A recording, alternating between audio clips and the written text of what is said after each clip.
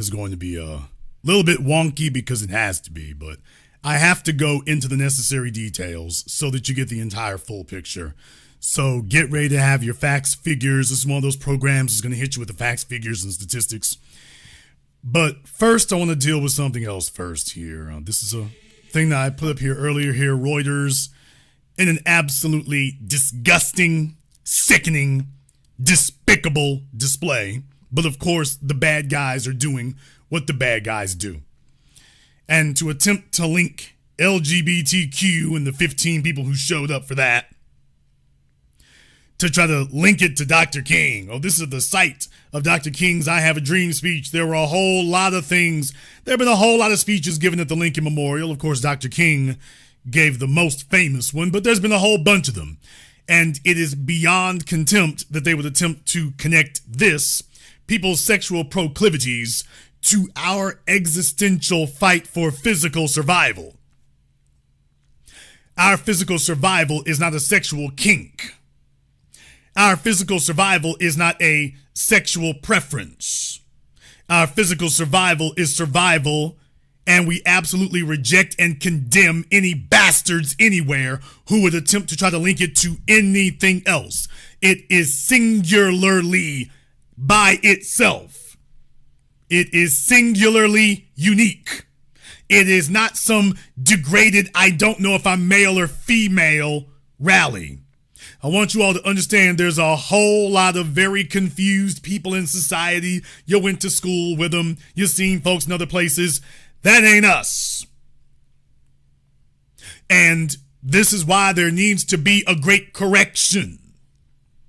The great correction, I would like to discuss that with you all here right now tonight about the great correction. You see, this idea that we as black people are going to become the blanket defenders of all, quote, unquote, marginalized people. At a time earlier in history, that might have been something when there were far fewer groups that were being marginalized. It was really white and everything else, but it was just white and us, and that was it. Over time, you've had a deliberate effort both inside and outside of government, inside and outside of media, to attempt to dilute the waters to such a despicable extent that you got black folk becoming a blanket term under a blanket term, and our issue completely pushed to the side, and all of the marginalized people under the umbrella have been taken and floated above us. Folks who are 1/2 of 1/2 of 1% of the population, and yet we're supposed to stop what we're doing so we can focus on that, and that was the whole goal. So we are moving everybody out from up under the tent. And deal with it. We're moving everyone from up under the tent.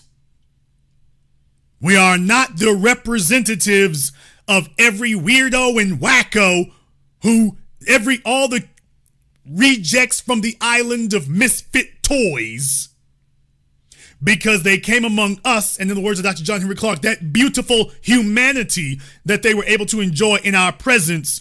But we're not here to take on everybody's misfits, everybody's deviants, everybody's perverts. That's not our place. We didn't ask for that. And what they did, because this is how co-opting works, as I explained before, this is a time-honored tradition of the colonizers and the imperialists. They find a few malcontents among your group. They find a few black weirdos and a few black malcontents, and then they say, that's the representative of everybody. Oh, if you find one black face, he represents the whole group. And no, we shoving him out too. He has no place among us either. Never has and never will. So you're bought and paid for deviants and perverts that you sent in to attempt to co-opt the righteous movement that we created and turn it into a general perverts and deviants and screwed up, mixed up kids movement. While we, of course, reject the oppression of all wrongly denigrated people everywhere, we're not the representatives of every lousy weirdo you have sauntering into the room. And you will not use our righteous campaign and crusade for freedom, justice, and equality and bestow that we're the representatives of folks of the screwed up, mixed up, confused kids. Get the mixed up, confused kids over there. They're not with us. They never have been. And this is your official notice that they are voted off the island. Because that's the tactic that is used in order to promote and defend white supremacy. We're talking about the existential fight to annihilate white supremacy, and then they bring in anything and everything else to distract you with. Because there's nothing else to offer. So they bring in anything and everything else, hoping that nobody's going to pay attention to what we're saying. And the civil rights generation tolerated that. Our generation is outright rejecting it. We are listening for trick bag language. We are listening for double agents. We are listening for individuals who are being sent from other folk, people who are using code language that we understand is diluting what we're doing, people who are bringing in other subjects, and we are clearing the table. And it is necessary and essential that we do so because this is a tactic used to attack our survival. We have been, for the better part of the last 2 decades now, clearing the deck. I started with what I felt then and has borne itself out to become the quintessential strategy and tactic that needs to be focused on. A lot of folks did not like that back then, but they're a lot more receptive to it now. Although it would have been nice if they'd been receptive to it back then. They were not ready for it. I had to point out that this was a generational thing also because you have a bunch of malcontents who were floating around in the civil rights days. They never got any shine. They never got any attention. They were never influential. So they went off into academia. They went to go teach at the local community college. They went off into the clergy. That's where the folks from the land of misfit toys went back then. And they were slowly and deliberately now, because this was a conscious strategy, to be subversive, look it up, to undermine the mainstream of black thought and the black agenda.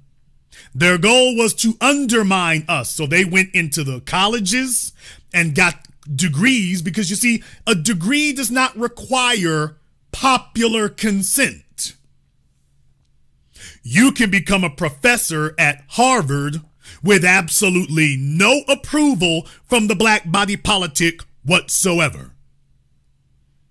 Do you understand how subversive and how insidious that can be?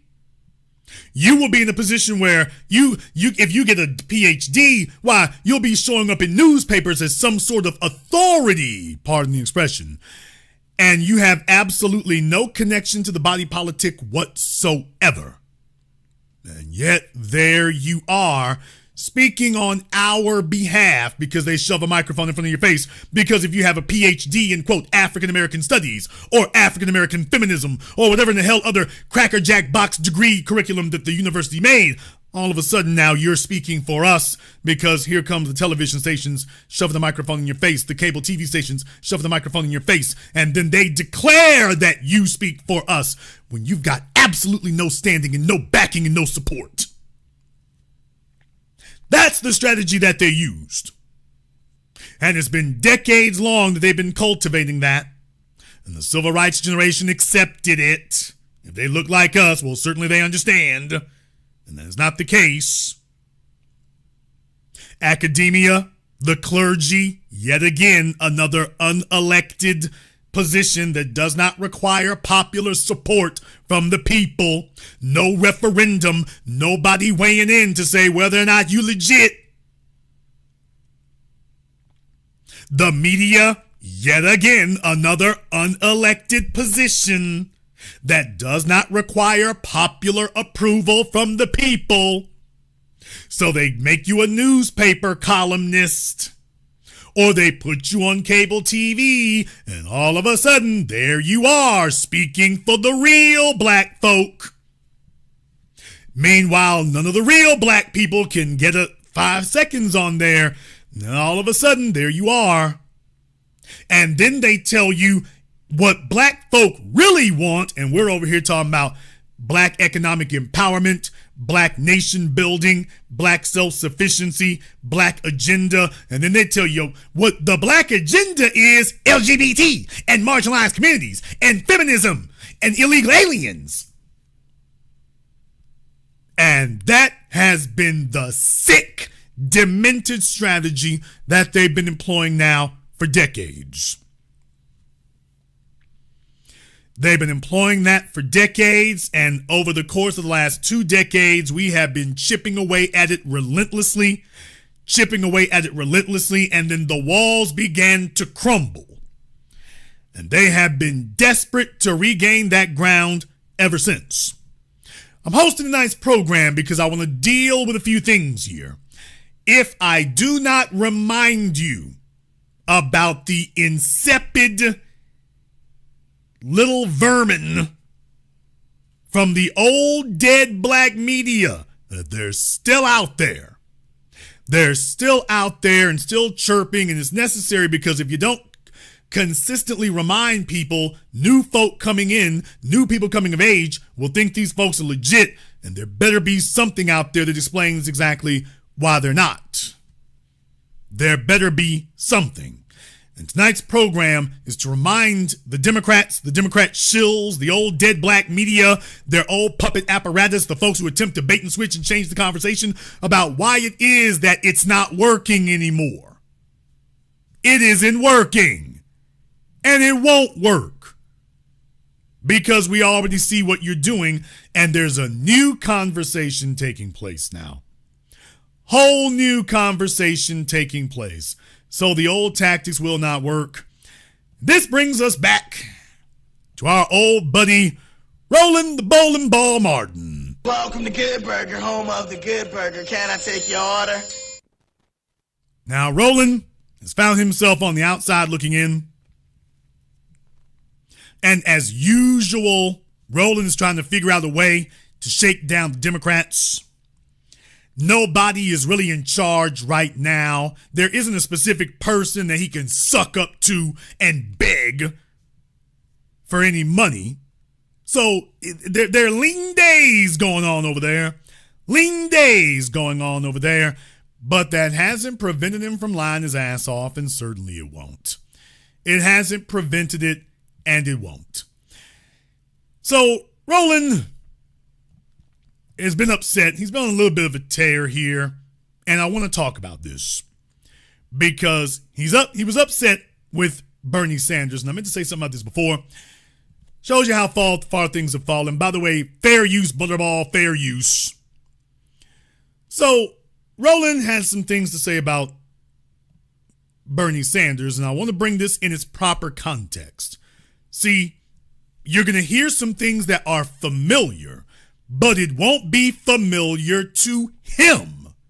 You're going to hear things that he's going to say that are familiar, but they won't be familiar coming from him. It'll be familiar coming from us. And I remember when this was a couple years ago, maybe 3 years ago, I can't remember. Bernie had done an interview with GQ and was complaining, railing against these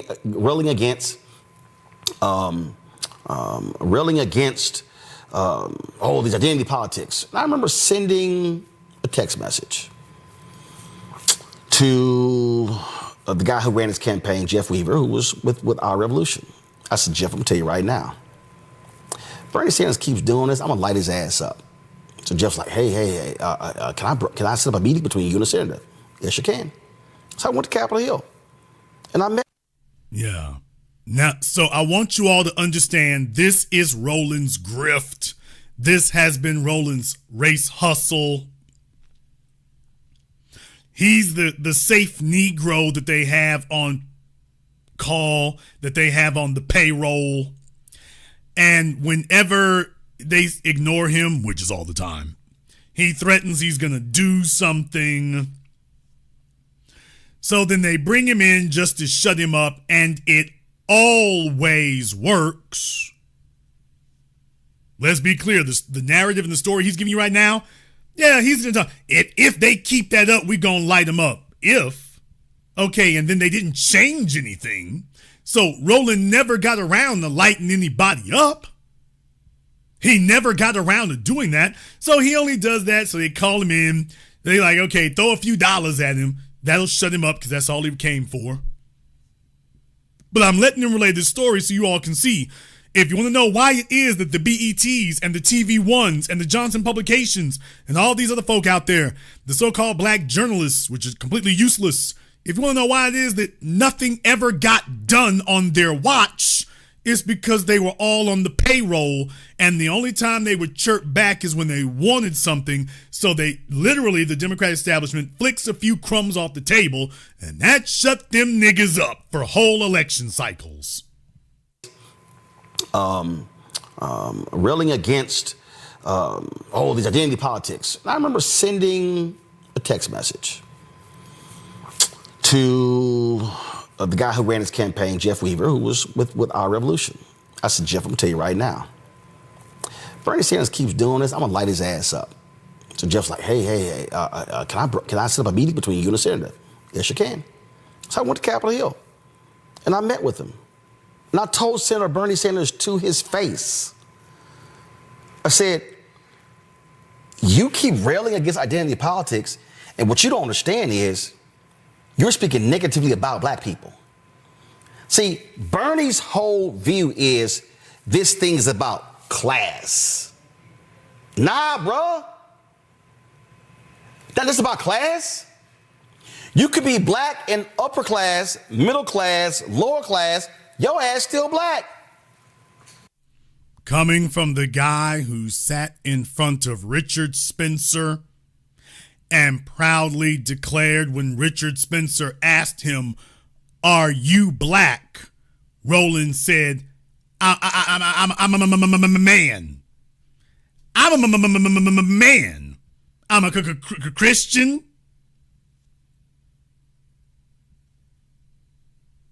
No, we all remember that. I don't have to replay it, but you can look it up on YouTube for the new people out there of the last few years. Yeah, when Richard Spencer said, "Are you black?"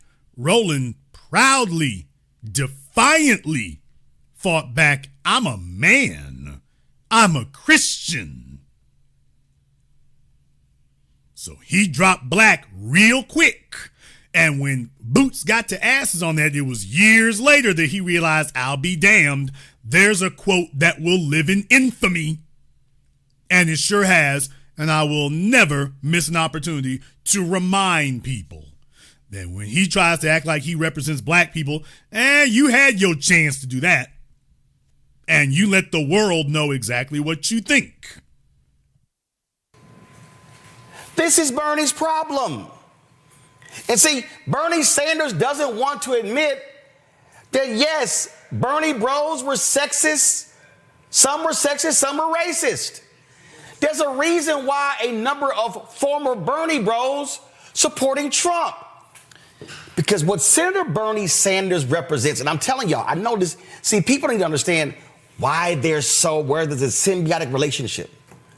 Because Senator Bernie Sanders and Donald Trump in many ways are the same. Roland, where was this energy 8 years ago? Where was this energy 5 years ago? He waits until now when it no longer matters. All of a sudden, you're comparing Bernie Sanders to Donald Trump. Because you see, for those of us in black empowerment, we were saying this from the very beginning. We've been saying this the whole time. We ain't never been Bernie bros. We've been Bernie bombing. While Roland Martin was kissing Bernie Sanders' ass, we've been saying all this the whole time, and he waits until the party is in disarray and Bernie doesn't have anything else that he can offer Roland. That's the problem for Bernie right now is Bernie ain't really got nothing to offer Roland now. When Bernie did, Roland was backing down and chewing down at the slop trough. Now Bernie has nothing to offer Roland. All of a sudden, Bernie Sanders and Trump are the same for Roland Martin in 2025. But back in 2015 and 2020, Bernie Sanders was good people.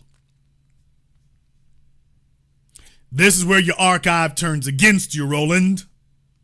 You're supposed to have a track record of saying these kind of things. And if you only pop up at the last minute to say that, and that doesn't really help you out. That doesn't help you out at all. We're going to skip ahead a little bit here, and I want you all to hear what Bernie has to say. What Roland has to say here, and check this out. Did it come to South Carolina? Now, he's talking about when Bernie Sanders was running for president now.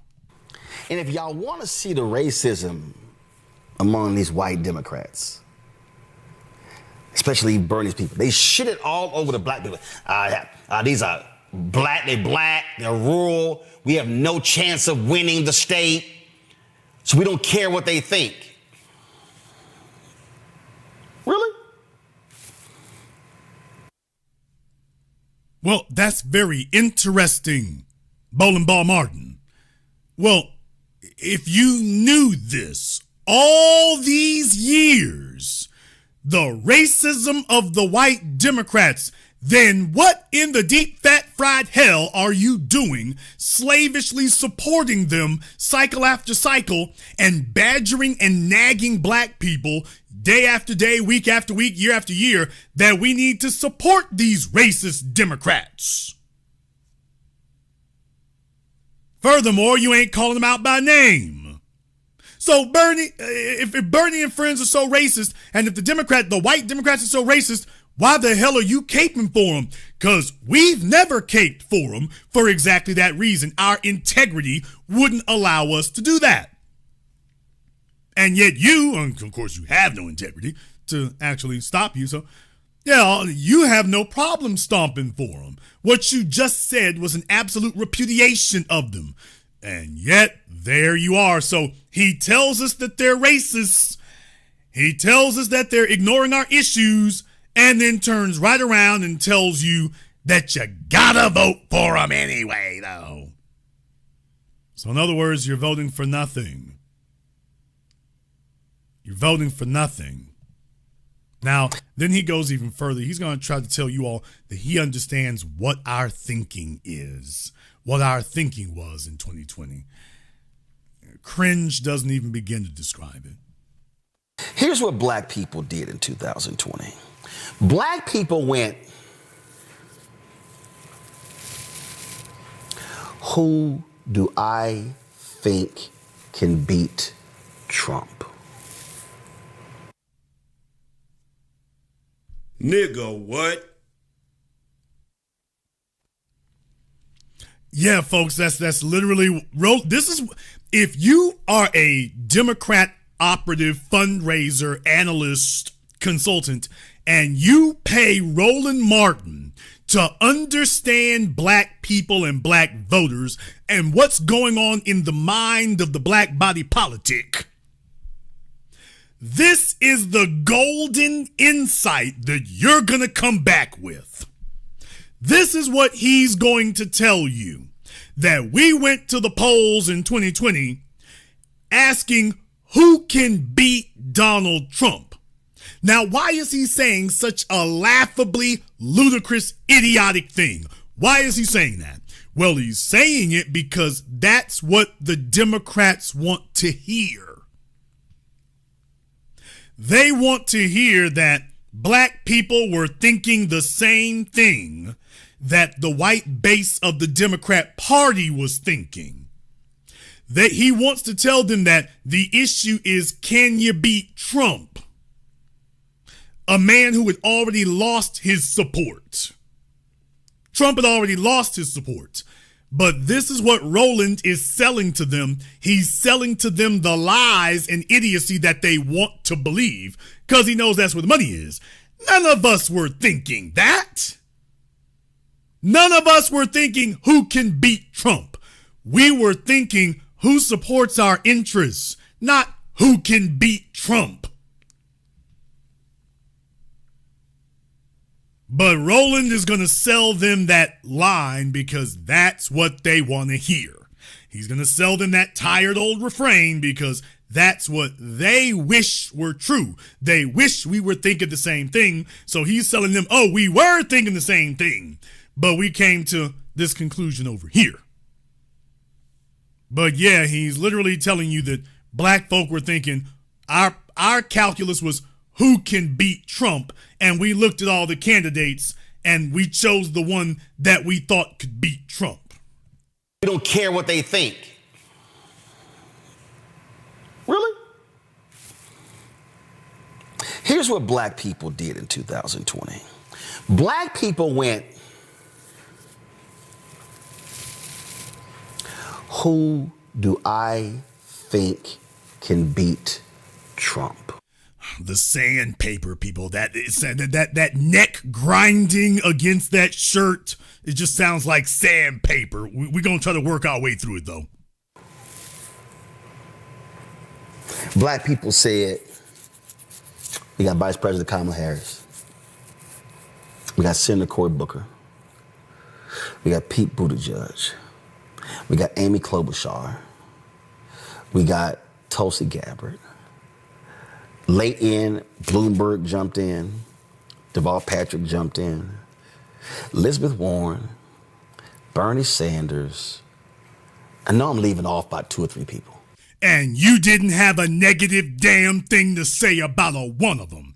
You were sitting there wrapping those big pasty lips around every one of their rumps. You didn't have a damn negative thing to say about any of them. We were railing against all of them. We here in the new black media were at the black channel where we were railing against every one of them when it counted. Guess who wasn't speaking against any of them? You got it. Oscar Mayer Martin. But that literally was a Democratic field. And black people went,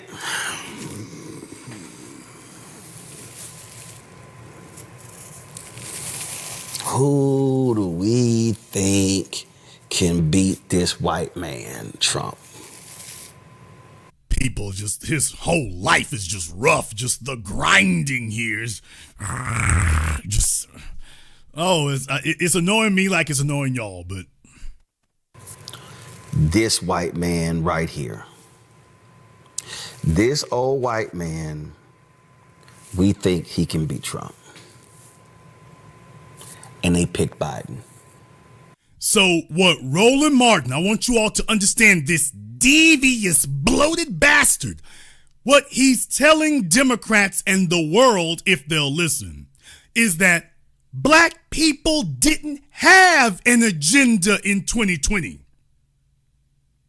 You can't lie your way through this. He's telling you, oh, black folk didn't want anything in 2020.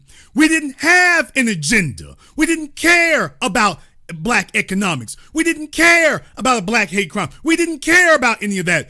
We were concerned about what was best for the Democrat Party, but that we didn't actually have an agenda and we didn't actually want anything in 2020. We just wanted to beat Trump because things were going so great with the Democrats. So do you realize what he's saying there? Our only calculus is who can beat Trump, not what's our agenda. Oh, we don't have an agenda. We don't want nothing. We just want to beat Trump. Well, folks, don't you understand that's catnip to the white Democrat establishment? That's catnip to Nancy Pelosi and Chuck Schumer. That's what they want to hear. They want to hear that it's going to be the same old song and dance, rinse and repeat. Tell black folk that, times is rough and hard, but it'll be real bad under Trump now. I mean, we beating your ass, but Trump gonna lynch all of y'all. So vote for us so you can just get a regular ass beating. You ain't gonna get nothing else. So we don't actually want anything. We just want Trump out so things will be, so that we can suffer a little less. So if you didn't catch what was missing in what he said there, all we want is Trump out. That's all we want? There's not anything we want more? Nope. Our only goal, our priority, who can beat Trump's? So this is why the Democrats and the cable networks sit up here and try to fast track dudes like this to come speak in front of a microphone because they want to try to hoodwink all of us into believing, yeah, you don't actually want anything. Remember James Clyburn said the same thing. We just want things to get better and a brighter day and, more cornflakes. So don't miss that there. That's not small. That's not insignificant. That's not innocuous. Roland is deliberately saying it like this because that's the upshot of it. Black folk didn't want anything. We just wanted Trump out of office. But for something for ourselves? No, we didn't want nothing. Nope. Whatever the Democrats think is good, that's all we wanted. Was Vice President Biden the most charismatic candidate? Nope. Was Vice President Biden the most energetic candidate? Nope. Black people are pragmatic voters. Black people, see, everybody forget, black people weren't sitting here riding for Obama. August of 2008, hell, he was down, August 2007, he was down 20 points to Hillary Clinton. Everybody waits to see what happens after Iowa and New Hampshire. Everybody does. You're not breaking new ground here, rolling the bowling ball. However, I'm going to go forward a little bit further here because I want you to hear where Roland's beef, pardon the expression, in his case, beef, pork, pulled pork, and whatever else you have to slop on the plate. I want you to hear what his further beef is with Bernie Sanders so that you all can see what it is that motivated him to finally come out and say this mess almost a decade after we first said it. Dudes, I have never received an invite from Senator Bernie. Matter of fact, I'm just going. What? Folks, it's the same old song and dance. I never received an invite from Bernie Sanders. Bernie Sanders has never called and talked to me. And that's the only reason you're saying something now. Let me back this up a little bit. Senator Sanders and AOC are actually talking to the elites.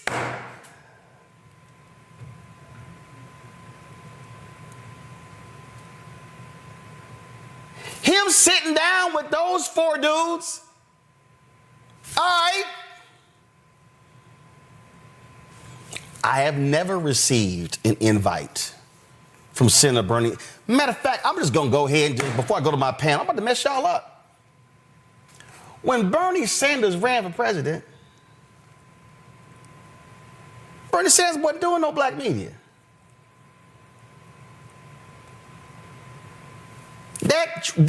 His folks were trying to get him to do it.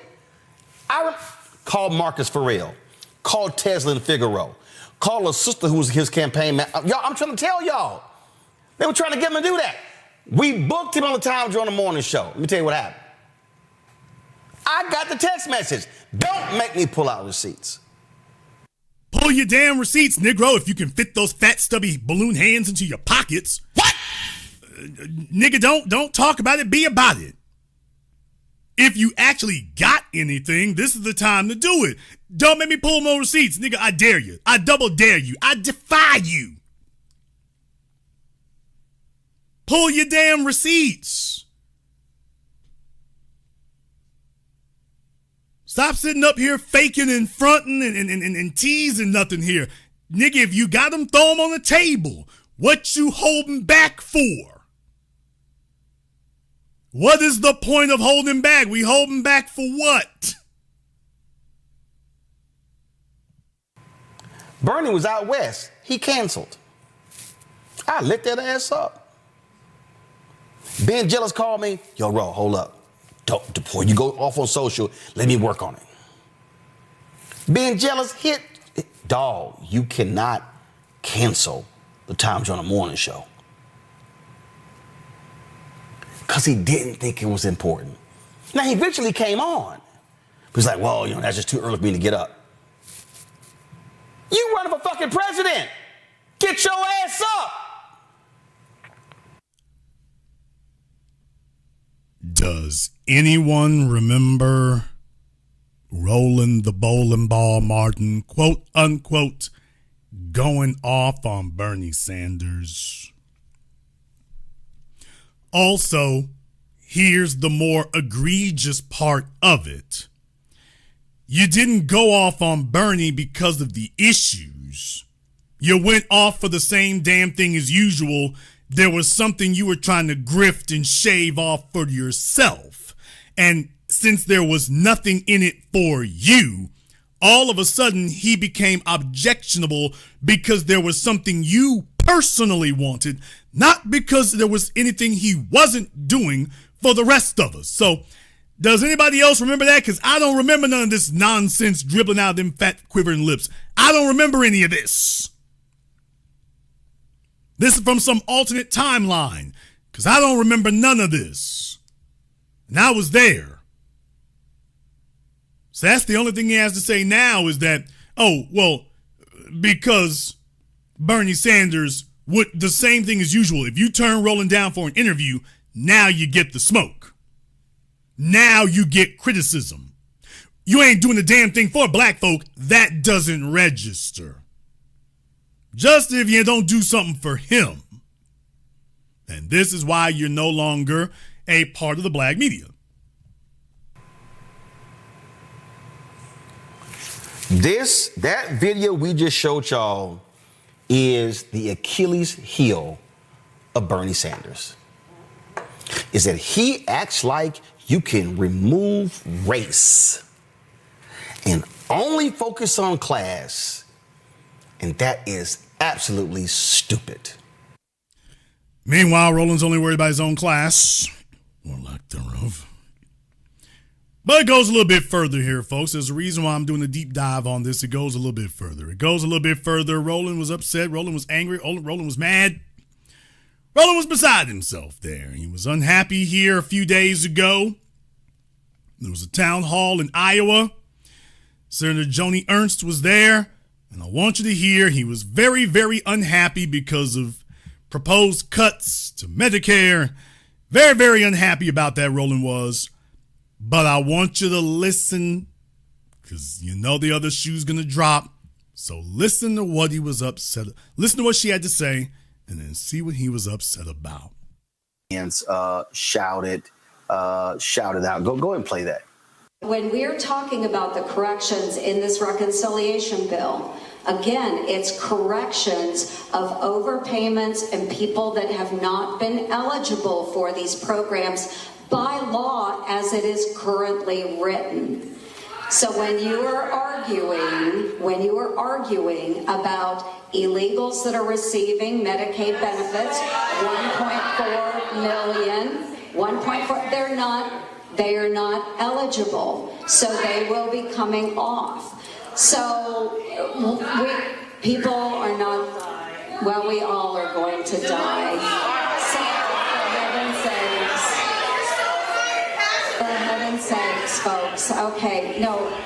You could have, all I'm going to say is Trump, y'all could have found somebody a little bit better prepared to go out there. That's not the catchphrase you want to use. That's not the slogan you want to use right there. So she could use a little more coaching, people. That when somebody says that y'all want us to die, well, we're all going to die. Okay, ma'am, no, that's not the response. That's not the retort you give. Yes, you were quick. You were quick off the line. You were Johnny on the spot. Oh, but yeah, that's not the one to use.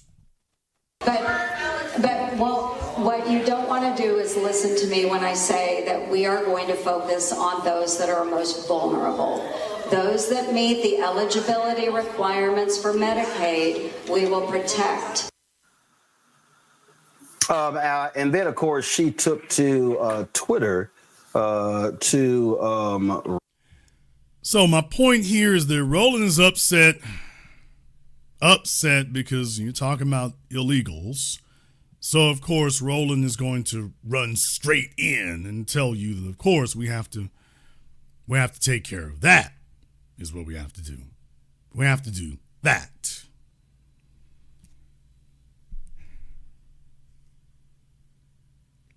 See, they take a look at the things they get ventilated and mobilized for. These are not things for us, dealing with us. That's not what they're getting mobilized for. They're mobilized for other things. And it really does beg the question, who exactly do they represent? Who exactly do these people represent here? Well, I'm so glad that they said that, because this brings me to our next video here. This brings us to our next clip here, and Roland has a few choice words that he would like to say for anybody who is not supporting his Democratic agenda. He's got a few choice words he would like to say to explain to you all who it really was who gained our rights for us and set us free. Roland would like to let you all know that it wasn't the revolutionaries. Oh, no. It wasn't the revolutionaries. It was the Boule. Nigga, what? No, I'm not joking. That's literally what he's about to say. We have to connect the dots, because what they're trying to do, they're trying to play black people small. They're trying to say, oh yeah, we gonna put a couple of coins in your pocket, but while you think that we're doing that and we're actually not, we're gonna completely eradicate this entire infrastructure over here. Mm-hmm. And see what you then have. What infrastructure? He's back again talking about, ooh, we need to make sure black folks vote. Vote for who? Infrastructure. What infrastructure? Show me the infrastructure that we have to appeal to this upholding. Show me where that is, people. He's just using non-existent phrases from Fantasy Island. Infrastructure? What's the infrastructure that we've been using and depending on that's being torn down? Is then you got these Simple Simon Negroes who love talking about the black boule, the black boule, the black boule, oh, the black boule, the black boule, the black boule. They love talking about that, and they have no idea what the hell they're talking about. They literally have no idea. Oh, and I know those same Simple Simon Negroes will be like, well, she just wait, because, he in the boule. Am I in Alpha Phi Alpha Fraternity Incorporated? Absolutely. Yep. Am I in Prince Hall Masons? Yes. Am I in Sigma Pi Phi Fraternity Incorporated the Boule? Absolutely. Are there other male organizations? Absolutely. But you got to be real stupid. You got to be real stupid to label all black organizations the Black Boule, because how in the hell do you think you actually got anything? See, I love these people. Yeah. Oh, you thought I was exaggerating. You thought, no, Jason, he didn't really say that. No, you just heard him. How do you think you wrong for labeling everything Black Boule? How do you think you got anything?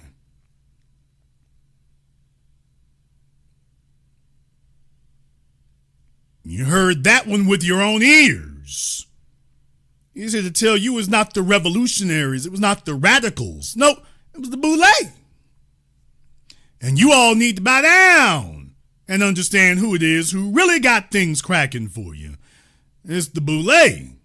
Organizations, absolutely. But you got to be real stupid.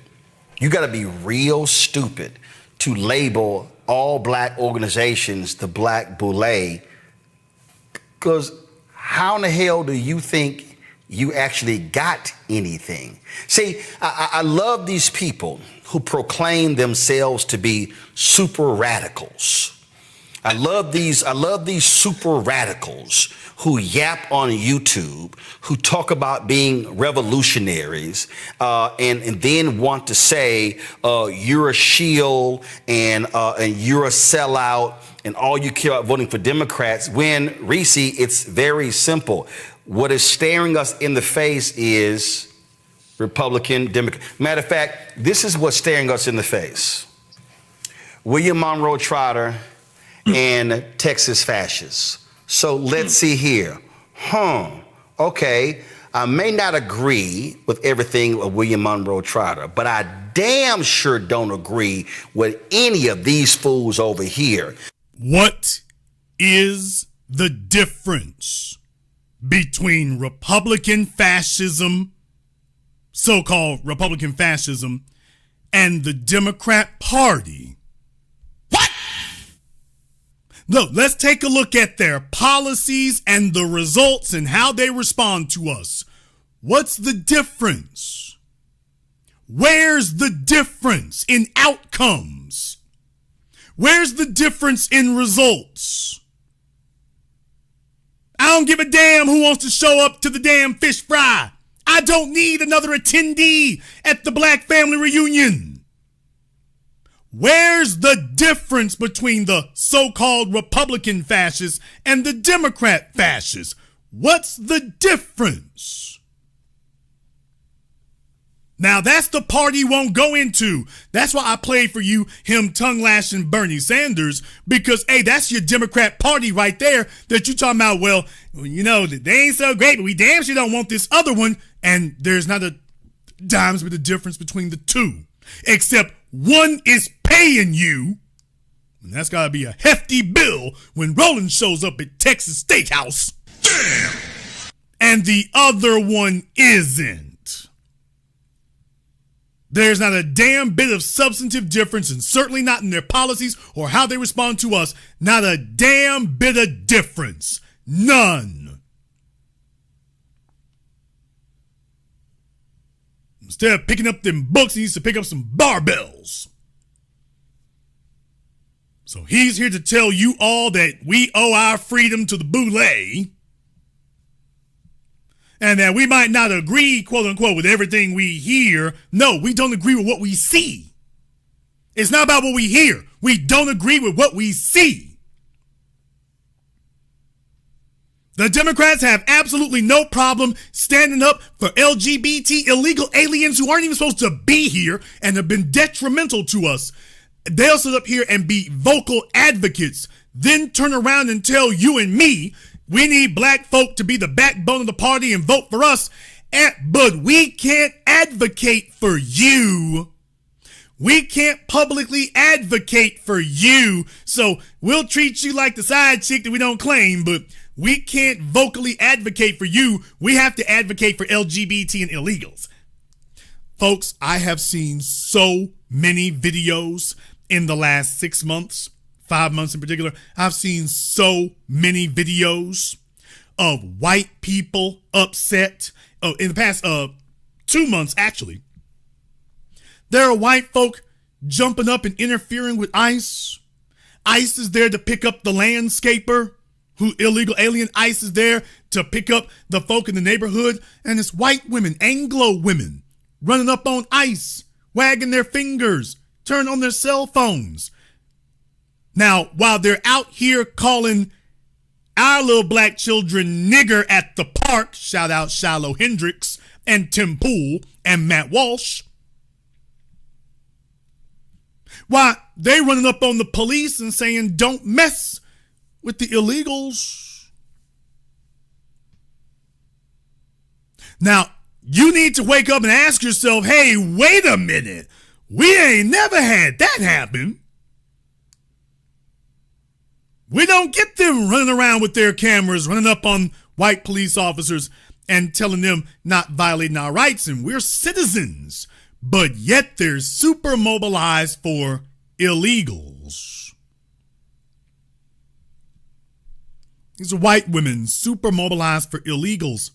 Why? You need to stop and ask yourselves why. And I submit to you that because one of you is a threat, the little black children, and the other one is not. The other one is part of the plan.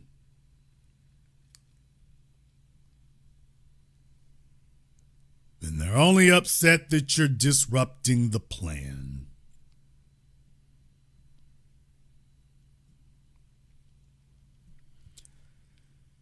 Rolling the bowling ball is upset because Trump is Department of Justice has filed a lawsuit against North Carolina for issues with the voter rolls. And I need you all to understand that clean across from Georgia, in Georgia, they have brought in a tremendous influx of Asians. You don't hear this from Rolling the Bowling Ball. He's not saying a word about that. They have brought in a tremendous influx of Asians in Georgia. I'd even posted a story about that. I posted that here on the Black channel here. I want to say on my post page. I posted that here a little while ago. Go ahead and throw that up on your screen for you. I posted that here almost 2 weeks ago. Tim Trevathan, why Koreans are moving to Atlanta. He says why Koreans are moving to Atlanta, the business boom behind the trend. Did you know that Korean is the third most commonly spoken language in the state of Georgia? What?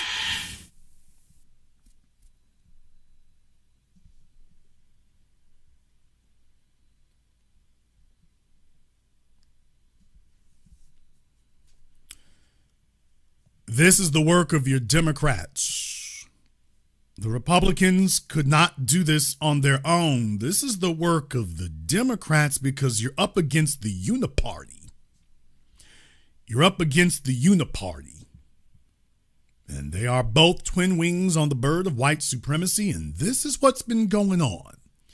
Flooding you from Mexico and South America on one hand, and then when it comes to the business part, when it comes to the economic part, they're like, wait a minute, you got too many black folk in Georgia and in Atlanta who are using this as an economic foundation for building businesses. The economics is the thing. And then they're like, we need somebody to come in and counter that. You got too many black folk at the grassroots, and that's their priority, not keeping Trump out of office, but keeping themselves in the money and in the bank. And they've gone hard to work. You talk about buffer classes. There was a reason why Andrew Yang came down there. They've been hard at work, and Roland's trying to tell you that Georgia is a purple state without clarifying for you, by the way, purple, who, hair, where, how, why. He's not saying anything about that. Now, what I want to do here, I'm going to play a little bit from Mr. Trevathan's video here, because I want you to see and hear in his own words. I don't want folks to say that we're taking him out of context. I do not want to take it out of context. I want you to hear in his own words what he's saying. What's up, you guys? This is Tim Trevathan with Tim Trevathan Homes. In this video, we're going to cover the World Korean Business Convention that just took place a few weeks ago. The World Korean Business Convention of 2025 in Atlanta, Georgia. In Duluth, that just took place a few weeks. April 17th, 2025 through April 20th. The World Korean Business Convention at the Gas South Convention Center in Atlanta, Georgia. Why is it that Roland Martin and the rest of the old dead black media are not saying anything about this? Yeah, there are business conventions being held there. And understand something, you can't do something like this without the State Department and friends getting together on that. And by the way, he's actually going to say that in this video here. He's actually going to allude to that because that you can't get this done without international connections. You can't. Weeks ago in Duluth, Georgia. If you've been following my channel, you know that there is a huge Korean population here in Atlanta, Georgia. In fact, we're in the top 3 for most populated cities in America for Koreans. Do you all see this map? Do you see this map? Most common language spoken at home other than English or Spanish. Do you see they got Korean there in Georgia. But do you also see that Korean is also there in Alabama? What? Damn! What? And Virginia. So, Dr. Claude Anderson warned us decades ago that the Asian population, that was going to be the next one that the American government was going to give big help and big ups to and big benefits to, specifically to disenfranchise us.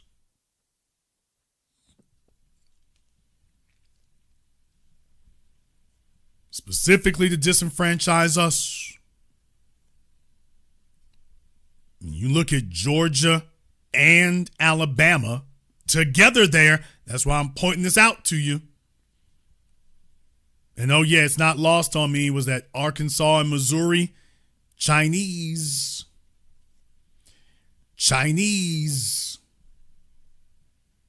You can't do that. You know, no black languages in there.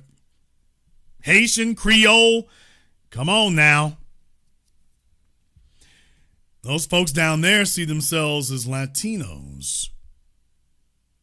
What? Oh, I said it. I said it. Oh, yes, I said that. And we'll stand on every syllable of it.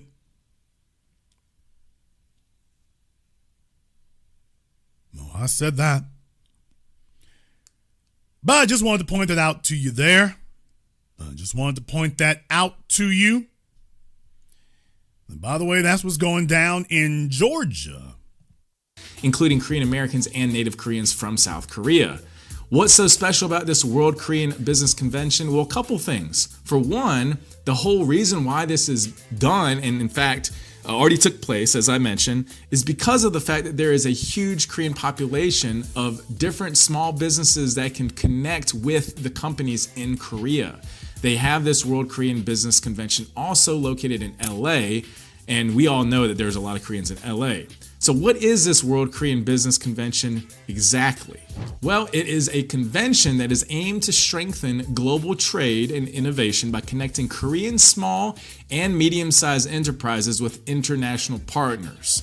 So all of these people, as you're going to see, for the purposes of connecting Korean small and mid-sized businesses with international partners. Now, I would be remiss if I did not point out the obvious but unstated. Koreans in America did not get a foothold from being Korean. They got a foothold from the black economy. What? The Koreans got plugged into the hair care industry. White folk didn't make a lane for them. They couldn't do anything in white society, couldn't do anything in Latino society. Black folk with the big tent and the policy of non-exclusion and all these other folks who exclude us, they got their weight up specifically because there was an economy they were able to plug into because our businesses were destroyed, militarily destroyed, and they brought in Asians and Arabs and anybody else, and they didn't come in and firebomb, gentrify, redline, or anything else theirs. Just ours. And then said, you don't need no businesses. We're going to bring in some Asians and Arabs, and that will be the base of the economy where you are. Oh, yeah, and tell them Asians and sand niggas don't come over here on our side of town. We won't give you permits to build anything over here or own anything over here. You get over there with those Negroes. And this is the result of the last 6 decades of that government policy, federal and state level. This is the result of it, but conveniently they leave out that we've been the economic foundation for them and continue to be, by the way. Now they're using all that money that they got and they're hooking up with other Koreans while they're not hooking up with black folk. You know, the black folk who allowed them to be able to do this in the first place, They're sitting in a black city, but they're not building any bridges to black folk. They're taking that and building bridges for their people, not to anybody else. Here in this video that have booths set up for their businesses. These are indeed Korean companies directly from Korea. I actually went here on the first day on April 17th. Did you hear that? These are Korean companies directly from Korea holding a convention in Georgia. Directly from Korea. Did Trump scrutinize their passports, anyone? Is their country on the block list? Anybody? They came over here specifically for the economy of Korea and their people right there in the middle of Georgia. Tell me, where are the Proud Boys? Damn! Where are the skinheads? Where are the nativists? Where are the white supremacists who every time black folks show up, they're firebombing things, they're vandalizing businesses, they're getting their city councils organized to discriminate against us and block permitting and tell you you're making too much noise or you're a nuisance? Where the hell are they? If it's not about white supremacy, I'm just wondering, they got a whole convention over here. Where y'all at? We're looking for them. Where are they at? While they're holding hands with them, that's where they're at. Because this is all part of the plan. Which it took place from that day until the 20th at the Gas South Convention Center in Duluth, Georgia, with my wife. And my wife made an interesting comment how she felt at home being there walking down the aisles because she knew that these were indeed native Koreans from South Korea. So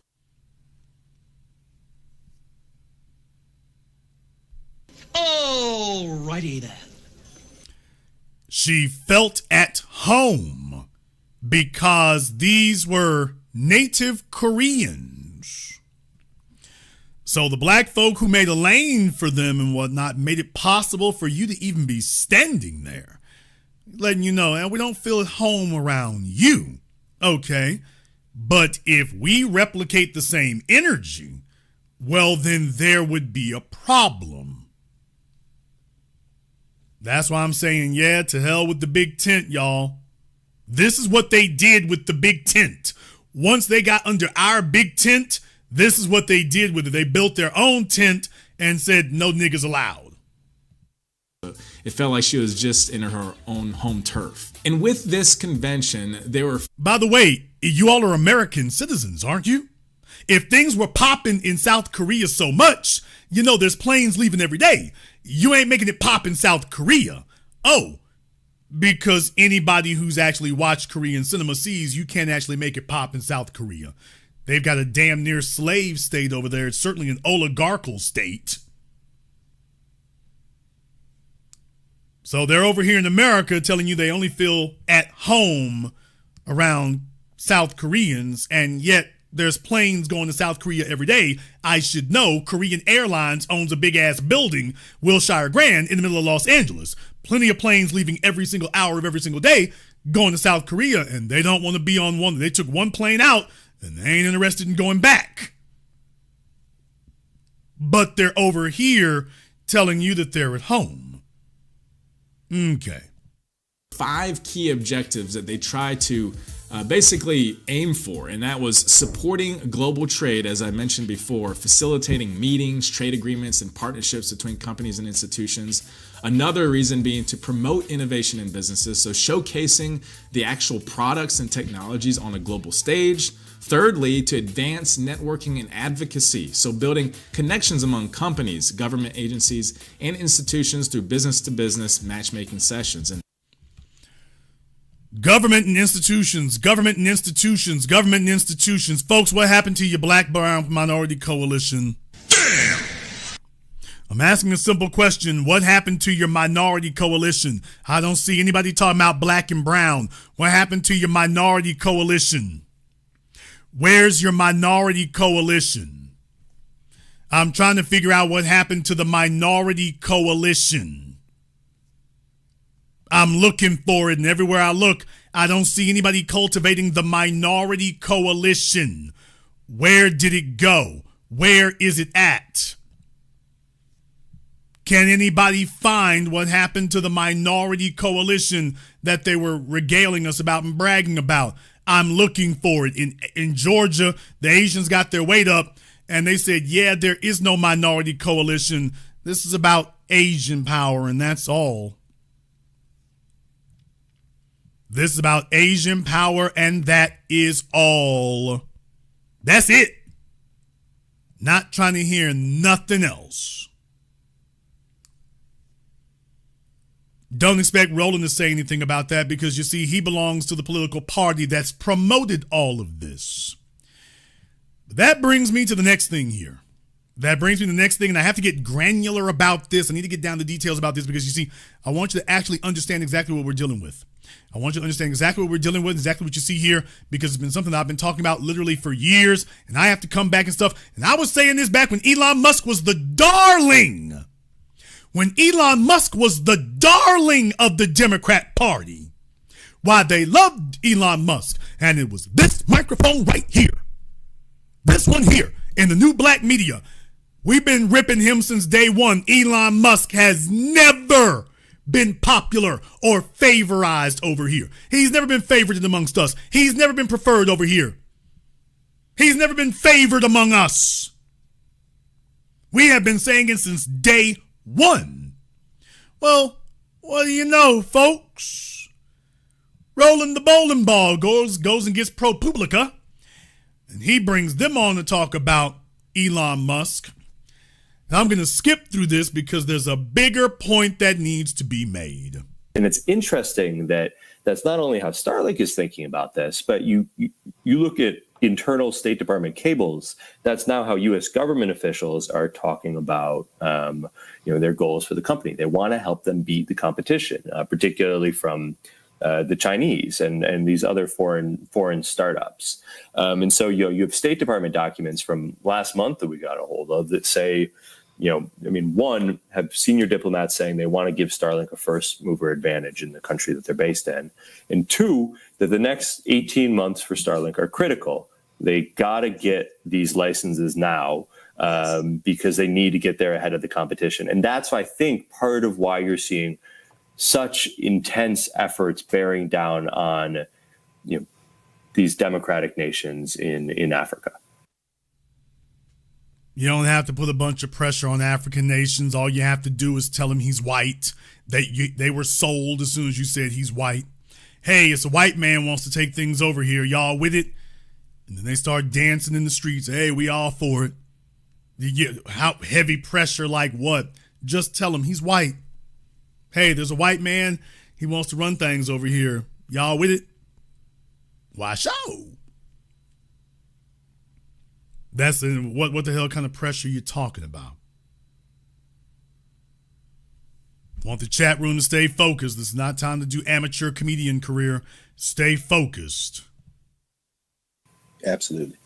Thank you, man. Great reporting here. Critically important that we understand what is going on here. Yeah, because it's not like you're doing it, Roland. All that damn ass kissing you did among Democrats, he's talking about the State Department. The State Department been doing this for years. He's talking about what happened under Joe Biden.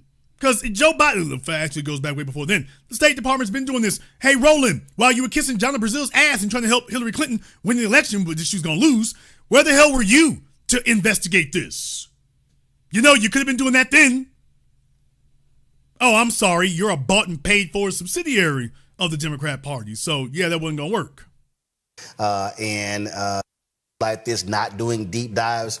And so go to ProPublica.org. Yeah, they have to do the deep dive because Roland Martin's not going to do it. I'm going to give y'all some deep dive in here tonight in just a few moments, though. I'm going to go back to our panel, Robert. I'll start with you. I mean, we need to understand. People need to understand the point that you were making. People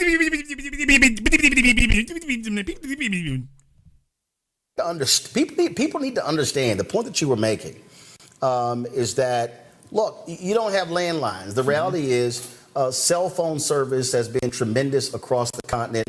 That's one of the reasons it's been growing. You've got African billionaires that control. Now, folks, that's not my connection breaking up like that. That's Roland's janky Fred Sanford backyard connection breaking up like that. So I can't help you with this. That's not my audio clicking in and out. That's his audio doing that. So it takes a moment for it to stop. Again, I guess they backstage either starting up their hamster cage because the electricity's going out or whatever. So that's them doing it. A lot of these cell phone service companies, but now what you have is now the next frontier. Oh, that wasn't flattering. Oh, Roland. Oh, you need to fire the cameraman. Oh, this isn't flattering. Oh, they should have had the bottom half of you below that desk.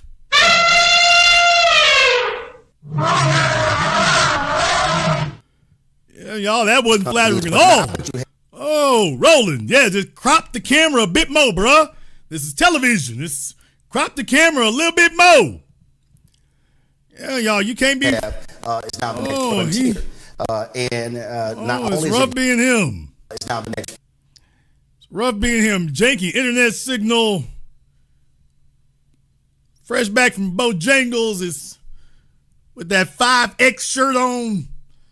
All right, y'all, but yeah, like I say, it's their connection there is a little bit janky, but now what you have is now the next frontier, not only is it getting a foothold, this is about again, frankly, raping the continent. That's what this is about.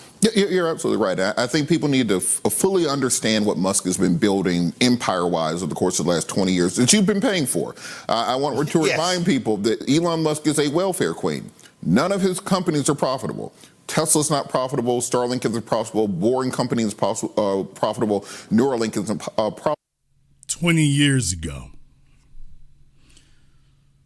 20 years ago. George W. Bush was on his way out of office. So Elon really takes off when Barack Obama comes in. Nobody was sounding the alarm then. They were doing everything to help Elon Musk in a manner in which this white immigrant from South Africa, this white South Afrikaner is brought to America and is allowed to run wild with absolutely unprecedented amounts of government support. And I say unprecedented only for black folks. See, white folk get this kind of support all the time. Oh, and we gonna go there tonight. Damn! Oh, I brought my invoices tonight, so sit tight. I just wanted to go into this right quick to remind you, the last 20 years, that's just typical for white folk in America. That's not extraordinary. That's for white folk in America. Profitable. The reason he's rich right now is because over the course of the last 20 years, he's gotten $36 billion in U.S. government contracts. And hold up, the only reason. Not true. This is what happens when you bring in eggheads who say things that are not factual. If all you're thinking about is government contracts, you don't know the deal. The only reason he made money last year with Tesla is because of the government contracts, because he would lost money in the last quarter with Tesla. Exactly. Nonsense once again. If you listen to the idiot wing of the dead black media, which the whole damn wing is idiots, you come up with nonsense like this, don't worry, I got the invoices. Exactly. And so when we're talking about him being the world's greatest welfare queen, essentially, what he's attempting to do is these companies are not independent of each other. The reason you buy Twitter at a loss is so that you can control information. And we saw that the last election was won through his control of the information stream. The reason you buy SpaceX is so that you can deliver your satellites into outer space in order to control the information stream. The reason you buy Starlink is so that you can control the internet, so that can control the information stream on your social media apps. And what happens when Elon Musk can effectively control the information stream for the entirety of the global community? With the assistance of the United States government forcing countries, if you want to do a business with America, you have to use Starlink. If you want diplomatic aid, because we've now closed down USAID, a condition will be you use Elon's products. Okay, folks. I mean, Del Monte, Coca-Cola, this is the American way. GE, GM. America been strong arming other countries for white businesses. They've been doing that. Elon is just the latest recipient. They've been doing that. Boeing. Trump just came back from the Middle East to sign a deal with them. You got to do business with Boeing. So they're trying to act like this is some special thing because the Democrats got an axe to grind with Elon Musk. This is the American way, except when black folks show up. Now, when we don't get this kind of support, as a matter of fact, they do everything they can to tear yours down. Yeah, so Elon is not a special case. This is the American way if you're white. This is the American way. If you're black, this is a foreign language. And where's Bowling Ball Martin to have said this in the last 20 years? Because we have said this since day one. Guess what? It's beyond just the Starlink system. They also want to change the governmental fleet vehicles from being things like Fords to being Teslas. How much money does that push into Wait a minute. Even though Donald Trump ripped apart the charging stations in federal government buildings. Exactly. Okay, that's not about having Tesla. They said they need to be EVs, but in America, you set it up so that EV is Tesla. That was the project of the last 20 years, is making sure that EV is Tesla, and it wasn't about building out the plants. So if you cap the cost at $36 billion, you're leaving out everything else. Because those charging stations were under regulations that all EVs had to use them. Now with Elon Musk, now you can put in a new federal regulation that will just be using Elon Tesla charging stations. They want to use the Boring Company to build underground high-speed rail networks that will be controlled by Elon. And very little regulation. He can pretty much do whatever the hell he wants to do out there in Las Vegas because he wants to bypass regulations. Exactly. And so then you take it a step further. The Optimus robot. It's not about bypassing regulations. It's about being white. Down there in Florida, Brightline, the high-speed railroad down there, white man over there. He wants to be out there in Las Vegas. I think he's already out there. But between Las Vegas and California, he's been trying to hook that up. So this is white. They're just acting like this is special for Elon. No, it's not. This is the American way for white people, white corporations. This is the American way. This is not some special dispensation or some anomaly. You come here and get your brain screwed up, and they try to brainwash you into thinking, okay, you know, Elon's the enemy today. This isn't about Elon. This been going on. They're trying to reduce it to Elon because the Democrats got them on the payroll, not because this is actually objective reality. Because if it were, you'd be talking about the 720 degrees of it. You wouldn't be reducing this down to just one fella and leaving the whole other 99% unspoken for. Like the rest of them are okay. Elon's just the bad one, but the rest of them are swanky. That he's doing now. If you heard Lutnick, the Commerce Secretary, say we're going to bring manufacturing back to America and it will be robotic. Who the hell has a robot company? Elon. If you want to look at the Neuralink program, where it's going to be doing brain implants, so we'll be able to help people interface. Guess what else that we'll be able to do? You'll use his Starlink satellites to connect to the chip that he's putting in people's brains. So when we talk about someone who's trying to gain global power, these aren't conspiracies. These are just the things that he is doing right now, and we are funding them as taxpayers. Hello, I'm Isaac Hayes III. So this is what they're doing over here. And if you don't have a proper understanding, then you are not aware of how big these things really are. And I want to put this in context. I've done this before, but I want to do this one more time to update you all so that you are not myopic about this, so that you see the whole way that this plays out. Because without that, you don't have an understanding that these folk here are not telling you why Elon is so small and why it's a white privilege thing and why the old dead black media has been kissing their asses and serving their interests ever since. It isn't just one. If you're white and you have a business interest, they're going to make sure you succeed one way or the other. There's something out there to save you. There's something out there to give you a helping hand. We covered that Boeing, which can't even put a door on an airplane anymore. By the way, talk about DEI, the white male board of directors. We want to talk about DEI. And they can't keep doors on the airplanes because that was their strategy to strip the company down so they could have their luxurious bonuses. And then Trump, of course, gleefully goes to the Middle East and says, hey, y'all need to buy $100 billion, $200 billion worth of these planes that may or may not make it to the air. So there's Boeing. You want to talk about Palantir? Make sure you got easy access. You want to talk about Amazon Web Services. Why don't you be the backbone of everything? No security clearances required, Jeff. You've already paid up at the desk with your campaign contributions. You're good. When you go around the world, you see how they help you out here.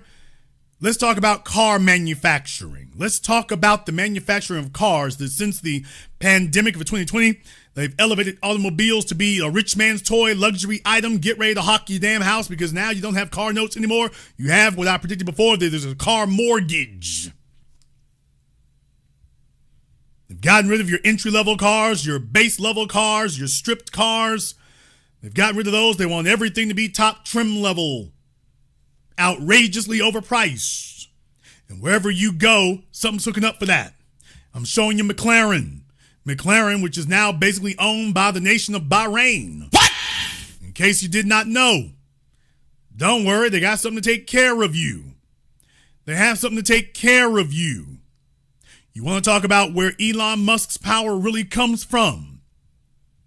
These other folks over here don't keep you up to date. Let me remind you, because we did this before, but we haven't had an update since the election.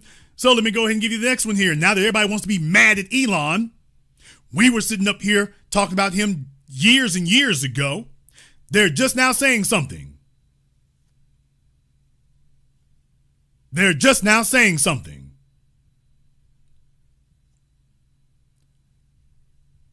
Elon Musk's empire is built on $38 billion in government funding.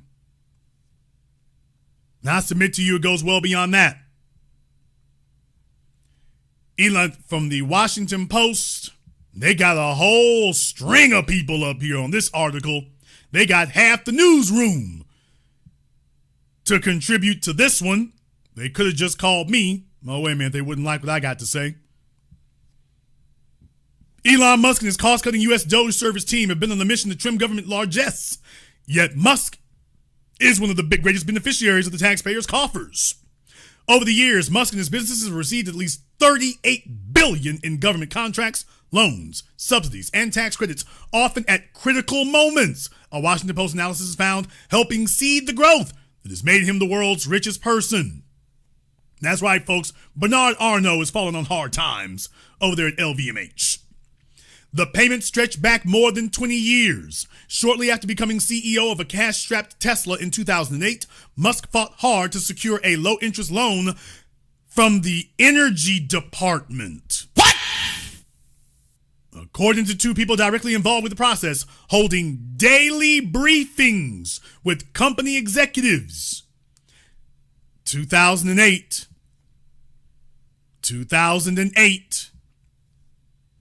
Holding daily briefings with company executives about the paperwork and spending hours with the government loan officer. When Tesla soon after realized it was missing a crucial Environmental Protection Agency certification it needed to qualify for the loan days before Christmas, Musk went straight to the top, urging then EPA Administrator Lisa Jackson to intervene, according to one of the people. Both people spoke on the condition of anonymity for fear of retribution. Nearly 2/3 of the $38 billion in funds have been promised to Musk's businesses in the past 5 years. What? Damn! In the last 5 years, people. Explain to me again why Rolling the Bowling Ball and his guest didn't put that in its proper perspective. Why is it they didn't point that out? Because I know he's only referring to the Washington Post article. Well, if you read the article, why didn't you point that out? Because that's the critical key piece of information to keep in mind. That the Democrats for the last 20 years are key and responsible in Elon Musk's wealth. Even though he came from a rich family in South Africa, they brought him over here and made sure he got plumped right up. That's why you don't have a black version of his story. In 2024 alone, federal and local governments committed at least $6.3 billion to Musk's companies, the highest total to date. People, in 2024 alone, federal and local governments. So you in the city of Chicago and they're giving illegal aliens $50 million. What could you do with $50 million on Halstead Avenue, on the south side, on the west side, in Bronzeville? What could you do with $50 million there? They told you they ain't got it. Illegals showed up, drop a 10 right on in. Who is it that is the real problem here, Roland? Then you all take a look at this. Take a look at this. It just moves up and up and up and up. Going all the way back to 2003. And that graph does nothing but go up. Nevada pledged $1.3 billion in 2014 to Tesla to build a factory. People, this is telling a white business, hey, we like your idea. We'll foot the bill. To the tune of $1.3 billion. We'll foot the bill. And then tell you as black folk, oh, you niggas need to quit begging. You need to quit begging. But for Tesla, yeah, we'll go ahead and take care of that, no problem. $1.3 billion from Nevada. Nevada.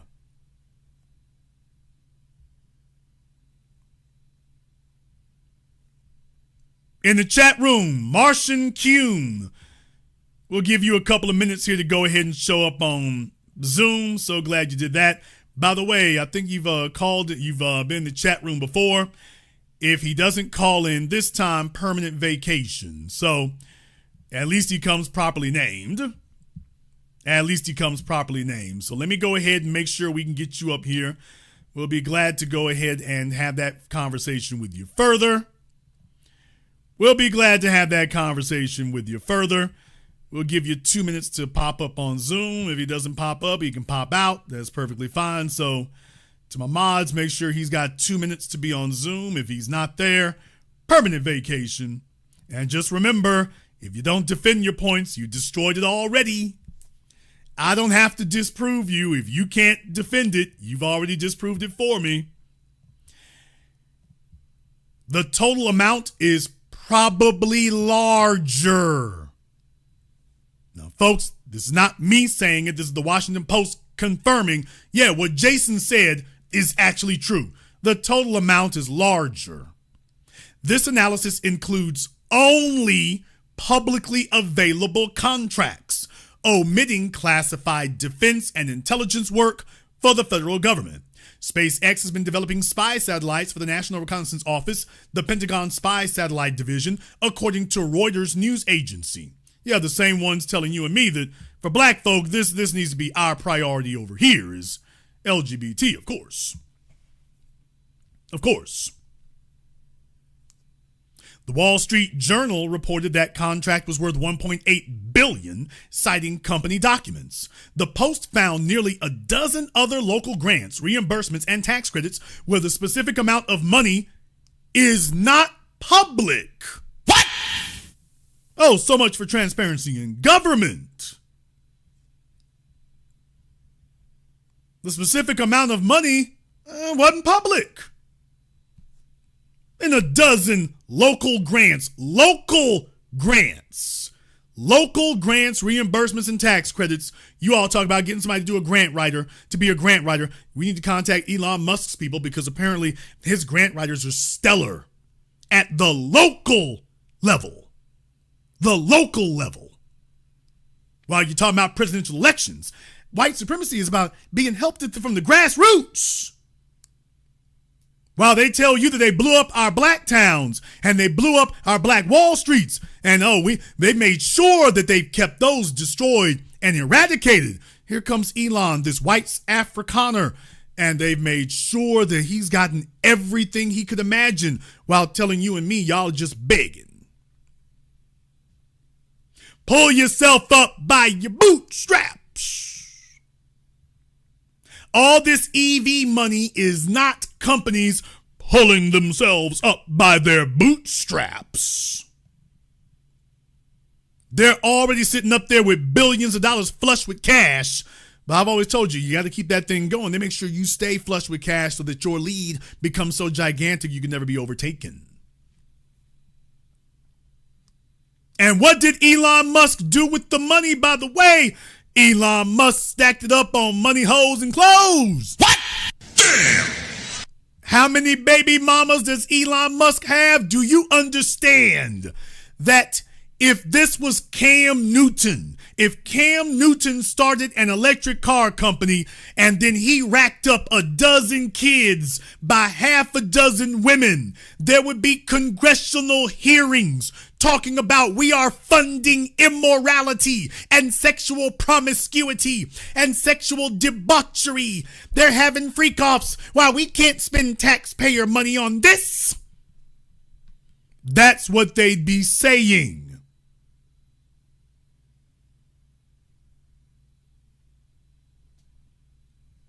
You could never have a black man sitting up here racking up this many bastard kids, and then they roll out the red carpet to the tune of billions of dollars. They would show the kids and say, man, if you don't cut that damn subsidy off, all he doing is spending it on hoes and blow. Oh, I'm sorry. I forgot about Elon's drug habit. Damn.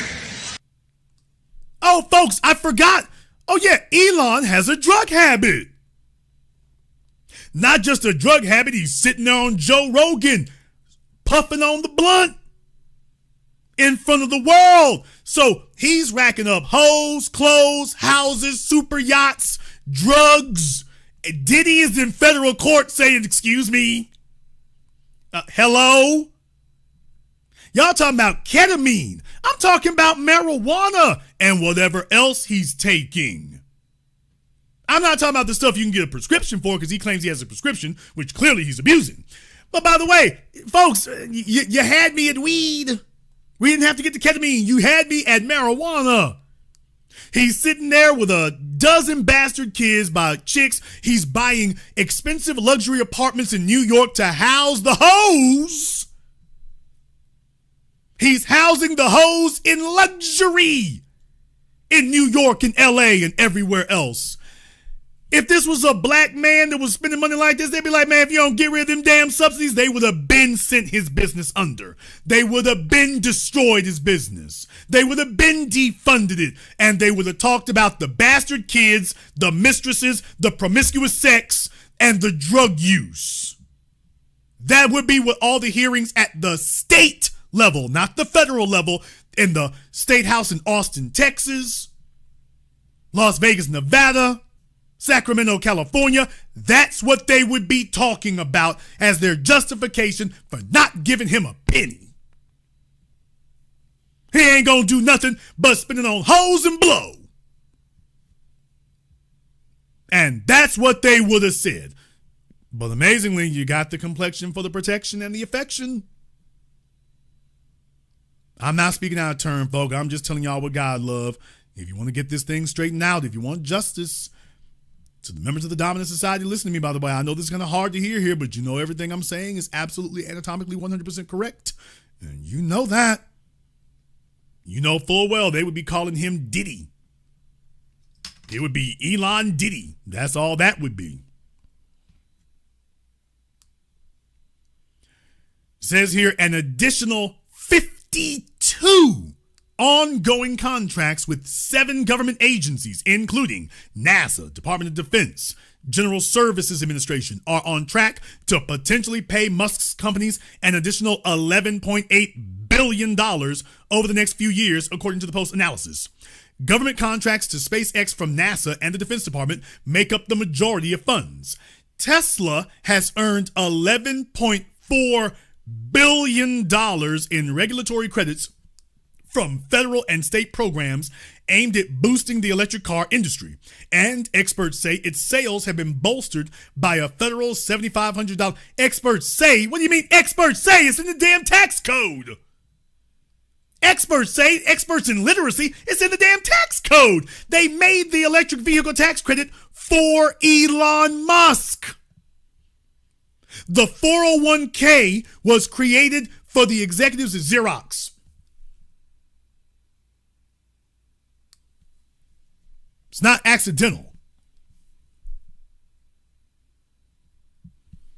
These folks are crazy. It's not accidental. When they do this kind of stuff, they're showing you what they're about.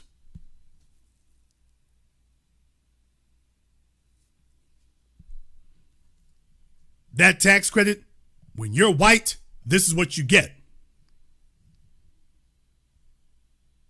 This is what you get.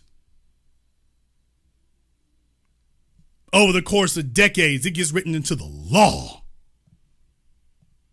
Talking about some damn affirmative action. Talking about some affirmative action. Ain't never seen nothing like this. Nothing like this. If you all want to read the article, you can just go look it up. Elon Musk's business empire is built on $38 billion in government funding. You can look at the entire article, and all I'm saying here is that people, you don't know the half. You don't know the half. California awards $32 million in federal funding to deploy over 450 fast chargers along interstates and highways. That was in September of 2024.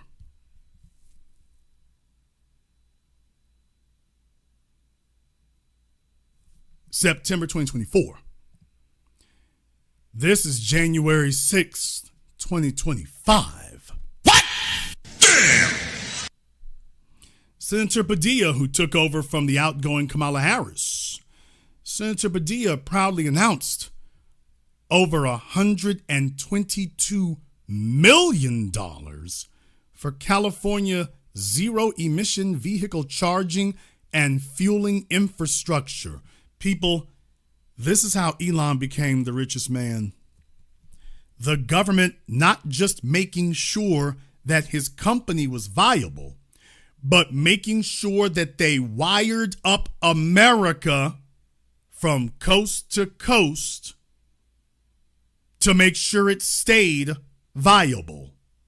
And this is the way white business is done.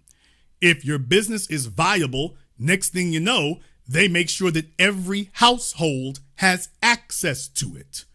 Telephones, cable, internet, fiber optic. They didn't just start the companies. The government doesn't just subsidize the companies. The critical issue is if every home doesn't have access to your service, well, you won't be viable. But you see, that's far too large a burden for the company to take on. So the government steps in to make sure that every citizen has access to your service. First, they fund you building the product or service, and then they make sure that every household has access to that service.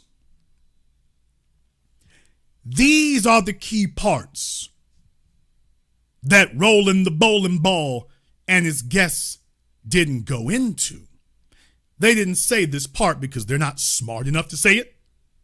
They don't know about it. By the way, this is the critical key issue. It's not enough that you have the service. It's not enough they have the companies. They make sure that they continue funding you so that people have to overcome obstacles to go to something else.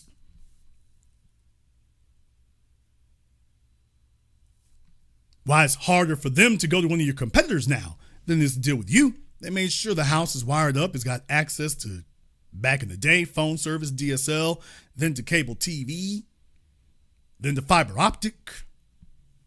So you actually have to hop over the most convenient option if you want to get to a competitor. The state of California went all in with Elon Musk to fund what he does, but he's not the only one. Folks, do you realize just how many others there have been? Rivian, Lucid, Lordstown, Fisker. I can go down the list. There have been a number of others, and there are more still in the pipeline. They've had whole plants built for them. Whole car plants built for them. If all you know about is Tesla, you don't know the half. These other white entities have had whole car plants built for them. Entire car plants.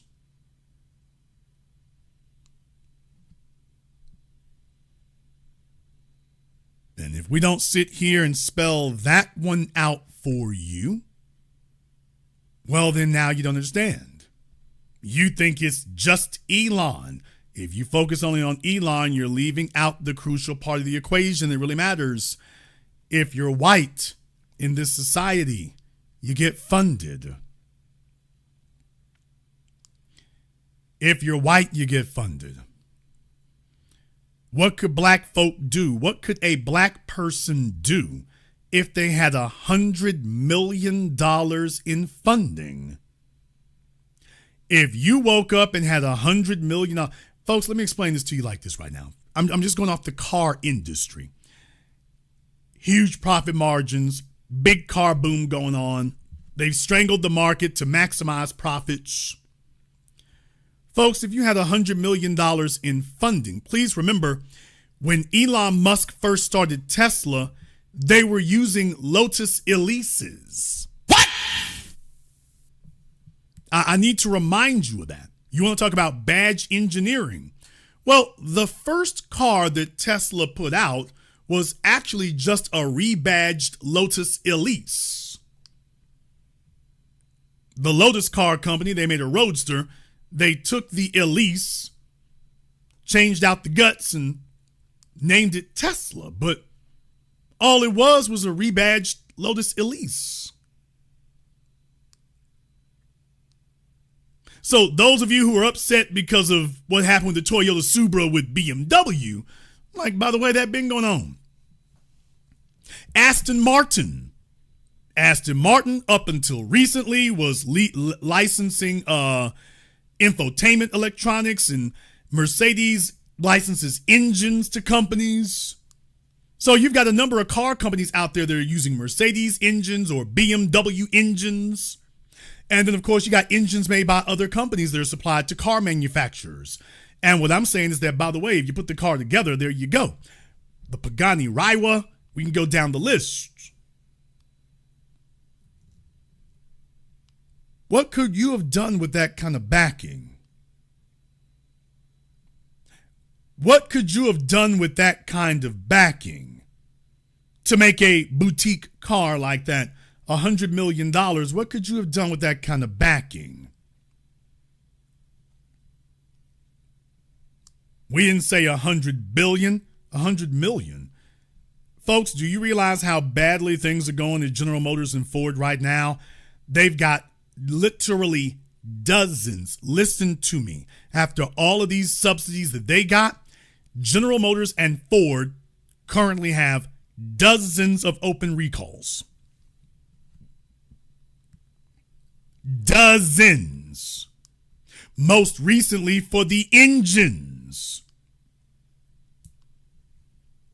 They had an issue, not just with General Motors, everybody knows about active fuel management, but they've had issues with the engine bearings in the newest Tahoe / Yukon / Escalades / GMC Sierra / Yukons, that 6.3 liter V8, their workhorse engine at GM.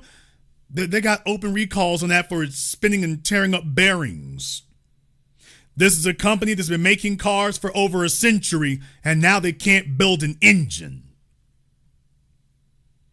This is a company that has been building, two companies that have been building cars for over a century, and now they can't even build an engine?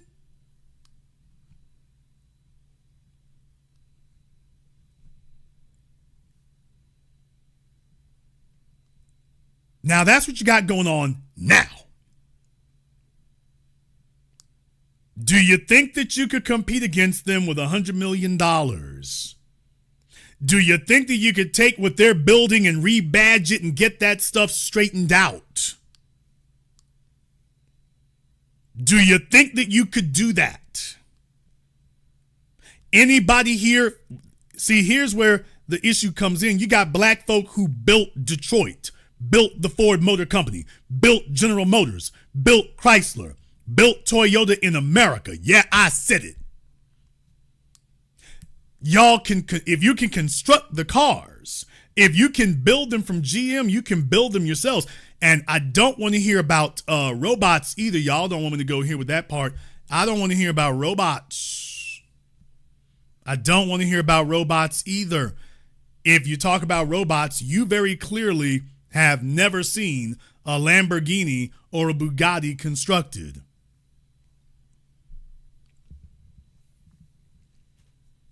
But then again, you have other options.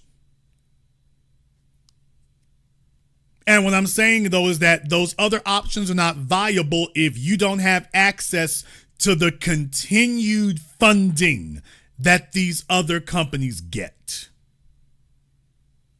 You don't have options if you don't have the rest of it, because Elon Musk didn't start Tesla because he intended for Tesla to make the money. He started it because Tesla was a vehicle, pardon the expression if you will, for getting investment from the government. He was selling the idea of a, quote, clean energy car, which electric cars are not, but don't let reality get in your way.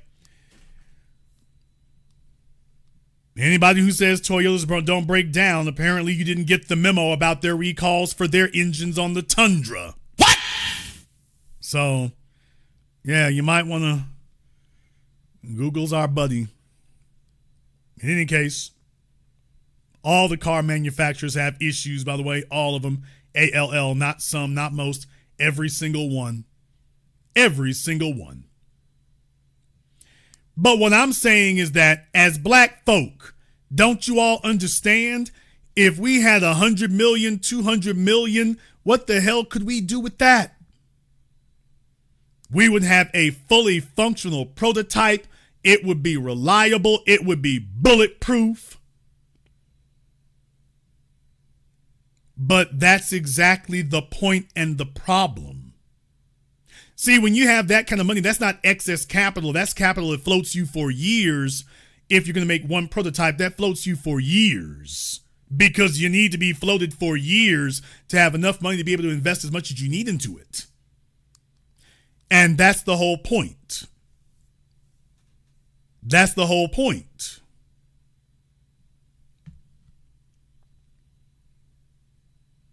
Any one of us in here could make a better Escalade than Cadillac does. Anybody in here could make a better Tahoe. Anyone in here could make a better pickup truck. You do not have your best and brightest at these companies. You have your best and whitest at these companies. Let's talk about Tesla for a few moments here. Oh, yes, I'm going all the way in. Let's talk about Tesla for a few moments. Folks, Tesla has had problems from the very beginning for fit and finish. It has been obscene to hear people discuss Tesla as if it could be a luxury car company. Fit and finish has been a problem at Tesla since the beginning and remains a problem to this very day. Rattles, squeaks, not lining up the chrome trim around the exterior, chrome trim not lining up. They still have a problem with that to this day. You could talk about all the fancy tech they claim they have. They can't get the chrome trim lined up properly. Paint runs There are whole YouTube channels that analyze Teslas that these people bought, and they can see where there are runs in the paint from the plant. Runs in the paint.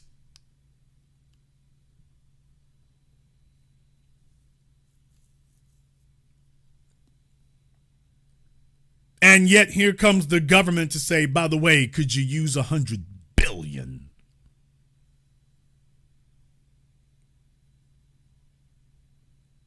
Let's not forget, because I have to say this. I have to say this. The dominant society fanboyed for Elon Musk. Elon Musk would not be here today if the dominant society had not treated him like he was the reincarnation of Steve Jobs. They became fanboys for him. They became unpaid promoters for him. The internet, they became unpaid solicitors and promoters for his company. By the millions, they were selling you on the idea of Elon Musk as a person, that he was a visionary, and everyone needed to get in line. They were selling you on the idea of Elon Musk as a visionary. They fanboyed for him. It was limitless free advertising, whole YouTube channels, Facebook pages, videos, whole 9 yards. The society got behind him. Right alongside Apple. The society got alongside him, right alongside Apple. Look how they blew up Apple, and then look how they blew up Elon. Not accidental. This is a playbook. This is the way it goes. Elizabeth Holmes and Theranos, Sam Bankman-Fried and FTX. I can go down the list. Same playbook, same strategy. Over and over. It's not accidental.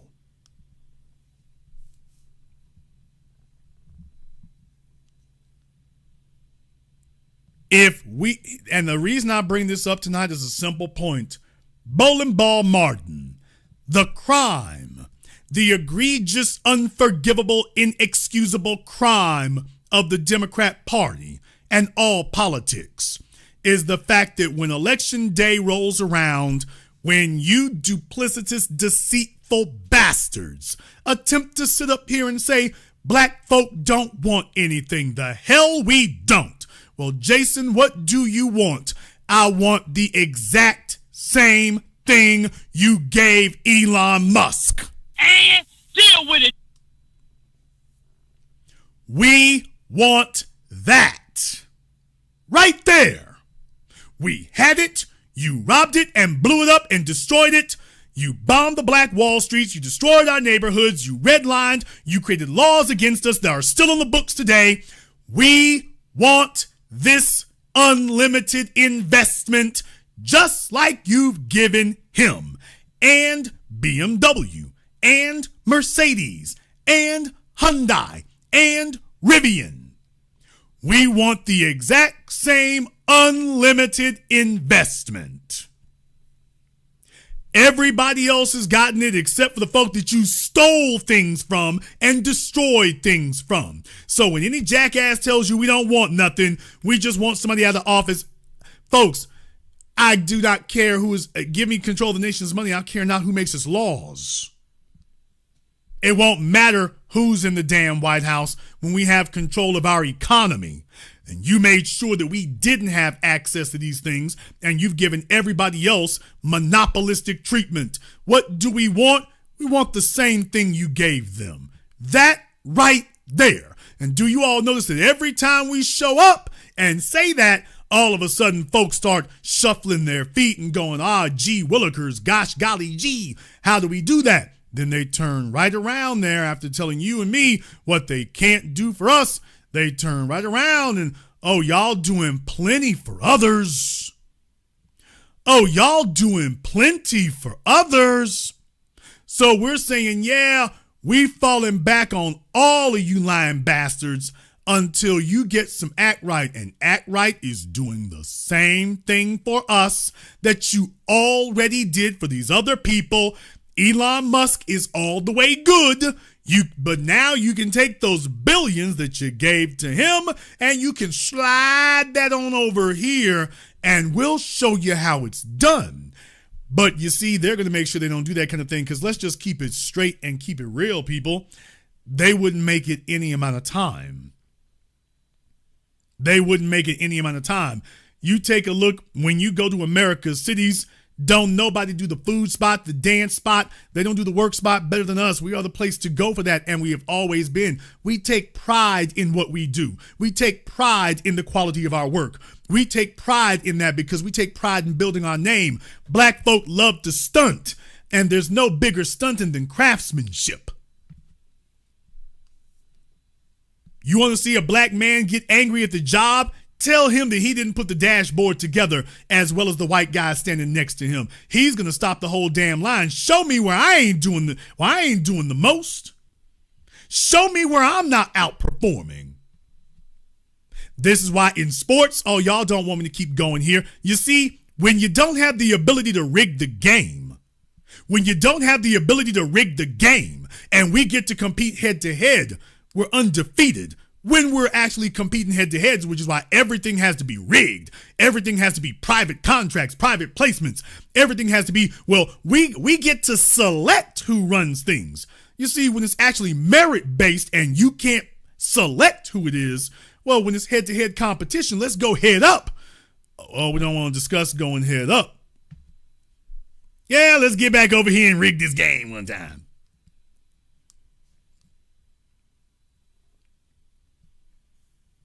I come from the old school. And if you want to see black folk get indignant, tell us that we didn't do the best seamstress work. Tell us we didn't do the best singing. Tell us we didn't do the best craftsmanship. Who are you talking about? Who are you talking about? I'm talking about from the post office to the patent office. We have always been on point. We always want to stunt on the work we've done. Folks, who was it who popularized keeping your damn shoes white? And deal with it, nigga. Let me be very clear about that. The world talked about polishing your black shoes. Excuse me, we're the ones who created the idea of keep your tennis shoes white. Wasn't nobody doing that. We were the ones who said, hey, wait, man, keep your sneakers white. Gotta keep your kicks clean. Got to do that from the beginning. And we're not obsessive about detail and quality. Are you kidding me? You are lying. Of course you are, because you have to. When we talk about suited and booted, people, we're the only folk in the world talk about keeping edged up. What do you mean? Do you realize how granular your attention to detail has to be when you talk about getting the edge? Do you realize how granular? That's not something, no offense to Caucasian society, that's not something you can do if you're white. The hair doesn't avail itself to that. Yeah, you can get a hairstyle. You absolutely can. Yeah, it can be styled. No doubt about that. But that edging thing there, you have to have a certain hair type for that to even work. Everybody can't do that. If you don't have our type of hair, it doesn't work. And I don't want to go into non either and all that, but you get the idea. Trying to keep it brief, because we'll be here all day talking about that. See, there's an attention to detail that we must have. There's an attention to detail that we have to have. When it comes to music in the black church, that was boot camp. There's a reason why when white folk, they'll sit there with the sermon, but when it was time to sing, it was a beeline to the black church. It's like, oh, we can't take it over here. We can't take it to the Catholic Church. Y'all kids, thank you for trying. When they wanted to hear singing, they came to us. And let me explain to you, as a black man who came out of the Southern musical tradition in the black church, that's boot camp. That is boot camp. The reason that we have the Battle of the Bands today, Grambling, Southern, the reason we have the Battle of the Bands, that was black excellence. Nobody was doing that. And truth be told, they don't do it today. All you have is a bunch of folk trying to knock off. That's where they got it from. They never imagined that people who didn't even come from a military background could exceed military precision in their movements. These are college kids. They're not military people. And yet they got precision that even military marching does not have. How did you do that? Because that's our precision and our attention to detail. You gonna march in lockstep, in unison. You gonna hit your moves. You must hit them with precision. If you get it even slightly wrong, everybody gonna see it. There's 100 of you out here, but if you get it wrong, everyone will see it. You play a wrong note, everyone will hear it. Let me tell you something. You have never met somebody who is more attention obsessed than a black female in front of a choir. Damn! You've never seen it. If you have a black female choir director, black female band director, and I won't even get into the black males. I'm just going to leave it to the females right now, because with the black men, whole nother level. But the black women, I'll be damned. Not going to have it. I am talking about some of the most sophisticated, statuesque women you have ever witnessed walk the face of God's green earth. And I mean, will set you on fire, just stare. They will stare a hole through you if you hit even one inaccurate note. Don't have to say a word. She spins that head and she can stare a hole and drill it straight through you. And you don't even got nothing to say. You want to talk about a strict environment. You enter a black musical circle, that's a strict environment. There's a reason that we had the James Browns and the Jackie Wilsons, multi-talented. David Ruffin catch a lot of heat. I understand that. David Ruffin was a talented dude. From the very beginning, it wasn't enough for him to be able to sing. They were looking to set the audience on fire. They weren't looking to just be like the European opera singers and sing their song and then get off the stage. They came there to make a connection, to engage the audience, to set the audience on fire. If you didn't do it, you didn't do your job. And that tradition has carried over into comedy. Oh, I'm connecting all the dots tonight. Roland Martin, sit your big ass down. You can't do it. That tradition is carried over into comedy. See, we changed the whole culture of American comedy. We changed it because that ultra competitive spirit that we brought from the world of song and dance, we carried it straight over into comedy. Oh, there were some comedians you did not want to follow up behind. In the world of comedy, they call it blowing up the audience, literally. There were certain comedians you didn't want to follow them. Because when he got done, the audience he did such a tremendous job. If you don't come out there and slay after him, oh, it's going to be booing. He did such a fantastic job, you didn't want to follow him. The audience, what they just heard was epic. You got to follow him. It's like, oh, hell no. Now you're offended. Hey, bruh, you blew the damn audience up. Now they expecting me to outdo that. Yeah, man, sucks to be you. Y'all know the names. Bernie Mac came from Chicago. You have never seen another comedian come from Chicago. Chicago, that's what it is. You got folk who, when you made it through the gauntlet, that you couldn't be weak and make it through there. You could not. There's certain places You couldn't be weak and make it through there.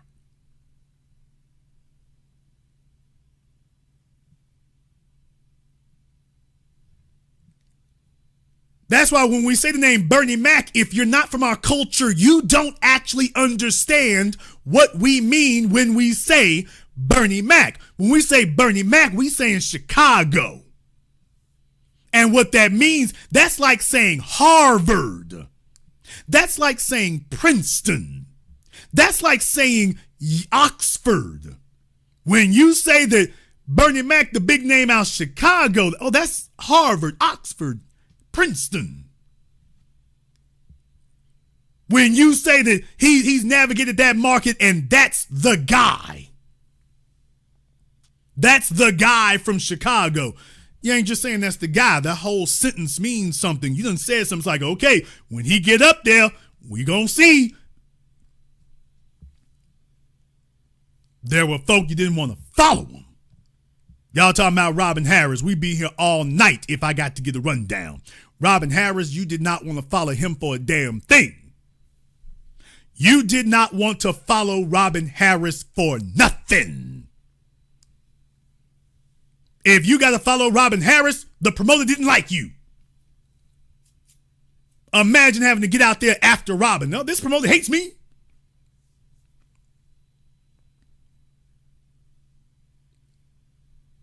And it wasn't just one thing. People, if it was that simple, then all of the other comedians, the white comedians and Latinos, they all would have been able to do that.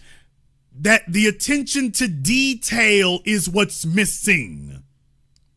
Richard Pryor, Red Fox, Bill Cosby, Chris Rock, these are storytellers. They didn't just sit up there and give a punchline. They had meticulous detail in what they said. If you didn't follow the joke from the beginning to the end, whether it was short or long, you missed it there. And that attention to detail is what set up that knockout punch of the punchline every time. That's precision work. You can't miss. It takes too much to construct it, and if you miss it, it's dead. And you want to talk to me about putting seats in a car? Have you ever seen a black man? Folks, we are internationally infamous for our care of our cars as black men. Black women get shined for their hair care, for those of you who still caring for your hair. A black man with his car? Are you kidding me? What black women have done to enrich the Asians with hair care, black men have done to enrich these white companies with car care. Damn! Every black man in here has his favorite wax, his favorite chrome polish. If he doesn't have an orbiter, what the hell you doing? Do you have your Rain-X? If you don't, that's your ass. Every black male in here has his favorite tire cleaner and his tires shine. Every single black male in here who is worth his salt. I mean, if you want to see a black man get ostracized, sit here and tell me, I don't really know about that. What you use on your chrome, brother? Oh, I don't really know about that. What do you use on what tire shine do you use? Oh man, I be busy, bro. I be busy. I don't know, man. So let me ease away from him. Let me ease away from him. What y'all know about that Mothers? Damn. Oh, Jason gonna tip his cards just a little bit. Just a little bit. Not gonna do too much. I'm doing this for a reason. I'm doing this for a reason. You want to know how we get down? When it's time to do it. In case you want to know what side of the game I come from, look up Mother's products. Look up Mother and Leather Honey. So if you want to know what side of the game I come from, I come from that side over there. Ain't a black man worth his damn salt driving something with a V8 and nothing else is taken care of, bro. What you when y'all go by the car wash Thursday, Friday, Saturday, and Sunday, 4 days a week, Monday through Wednesday, and we got stuff to take care of. Thursday through Sunday, oh, y'all better clear out. You about to drop, for those of you who go to the car wash for it, which I understand. If, by the way, if you really want to do things big, get a power washer. What? Now, for those of us who are truly obsessive, we bought power washers. But if you don't want to go through that, I understand. You might live in an apartment complex or something. That might not be an option for you. I get it. But at the car wash, we stacked up. At the car wash, we stacked up. You want to talk about attention to detail. And this isn't something we just invented. We've been doing this for decades, back when people were mocking us, remember? They were mocking us and laughing at us and saying that's nigga stuff and that's all black folk care about is their cars. They were mocking us, remember? We never stopped doing what we were doing. That's our attention to detail. They were mocking us. They were laughing at us. Nobody's laughing anymore. Y'all want to go take a look at the investment in car washes in America? It's staggering right now. The financial investment in they got several mega car washes around the country right now. Their investment in car washes is staggering right now. Who kicked that off? Who made that possible? Who introduced it into the cultures? Because if it's not in the culture, it's not acceptable. Who kicked that off? Who did that? Who did that? We have always been about that. Is there a spec? Is there a mark? Is there anything out of line? Let me tell y'all something right now. Some of y'all are going to feel what I'm saying here. How many of you get rid of the tires on your cars when the little rubber feathers come off of it? Damn! Yeah, when you get a new set of tires and it's got the little rubber spikes on them and things. Some of y'all get rid of them. I ain't gonna say no names, but some of y'all say, oh, when them gone, oh, we got to go. Right there. If it ain't got the little spikes on it, if those are worn off, all right, time for a new pair. But brother, the tread's good. Yeah, where my spikes? Where my spikes? I feel old. I feel old. I feel elderly. Got to do it. But brother, your tread, you can still put a quarter in there. Yeah, but where my spikes? Where my spikes? I don't feel like a man. Everybody, y'all, have you ever sat there and said, everybody will see? Nigga, what? Some of us are just paranoid, I guess. But like you sitting at a red light or you're driving down the streets like, wait a minute, if the rubber spikes go, but I can't drive like this. Everybody gonna see. Everybody's gonna see my spikes ain't there no more. I can't go raggedy like that. They're gonna see the spikes are gone.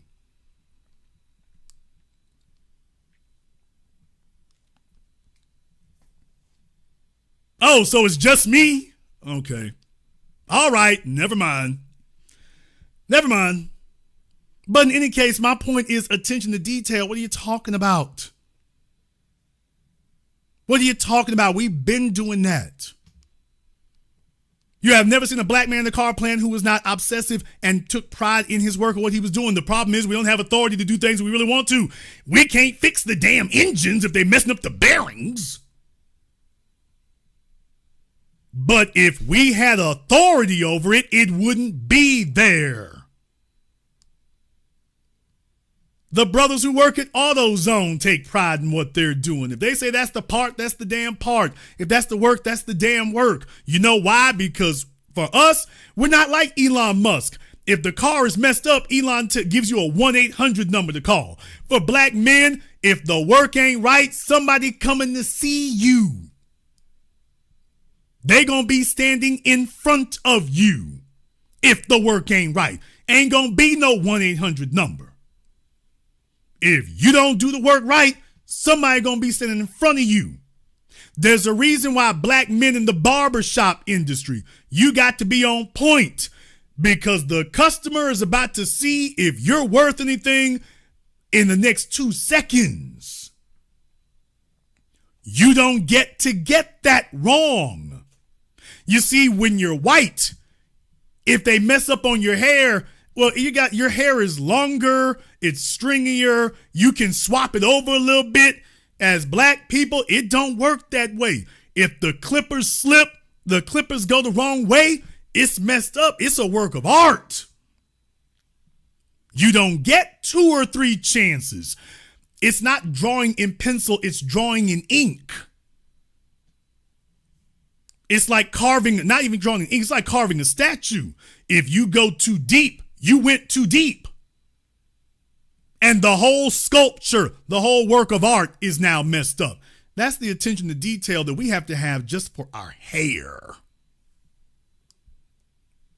Just for our hair. Now imagine having to get that precisely right 8-9 times a day, every day.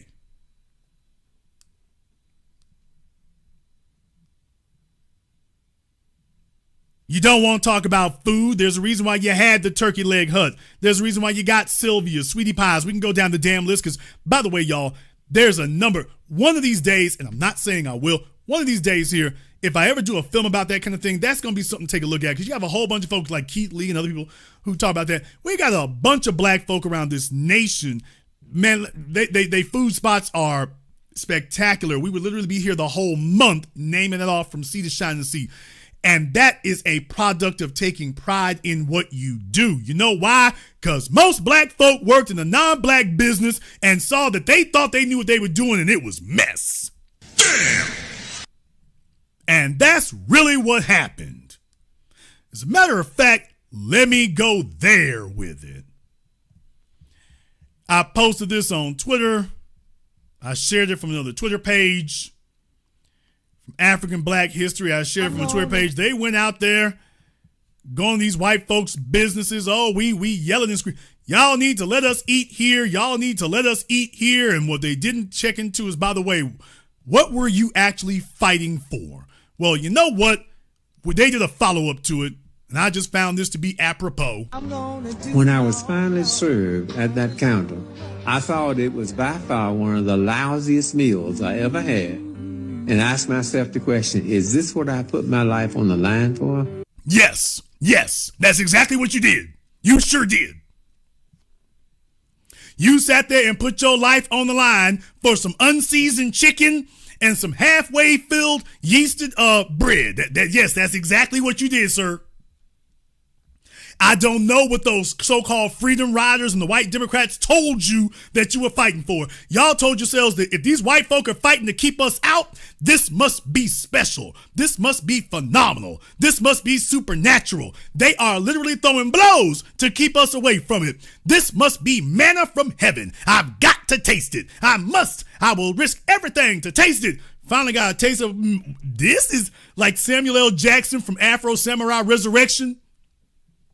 I make the best beef stew. He ate this is the best? Afro, kill this fella over here too for lying. We have the best steak in town. Finally fought for all them years to go eat some. This is the best? My grandmama is running circles around you. How did you get a loan to build this place? And you've got customers who come back every day to eat this? This must be a comedy club. Y'all are coming back to eat it? There's the killing part. The killing part isn't just that you fought to get in. It's like, by the way, and they have customers who come back every day. You thought your life was bad.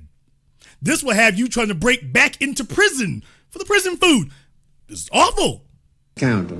I thought it was by far one of the lousiest meals I ever had. And asked myself the question, is this what I put my life on the line for? But remember, it wasn't about the food anyhow. It was about being treated as a fellow human being Okay, how about you go to your people? The Asians are coming to America looking for their people, and then the Negroes are fighting other folks to sit at their counter to get treated. We want to be treated like people. By who? At the lousy food spot?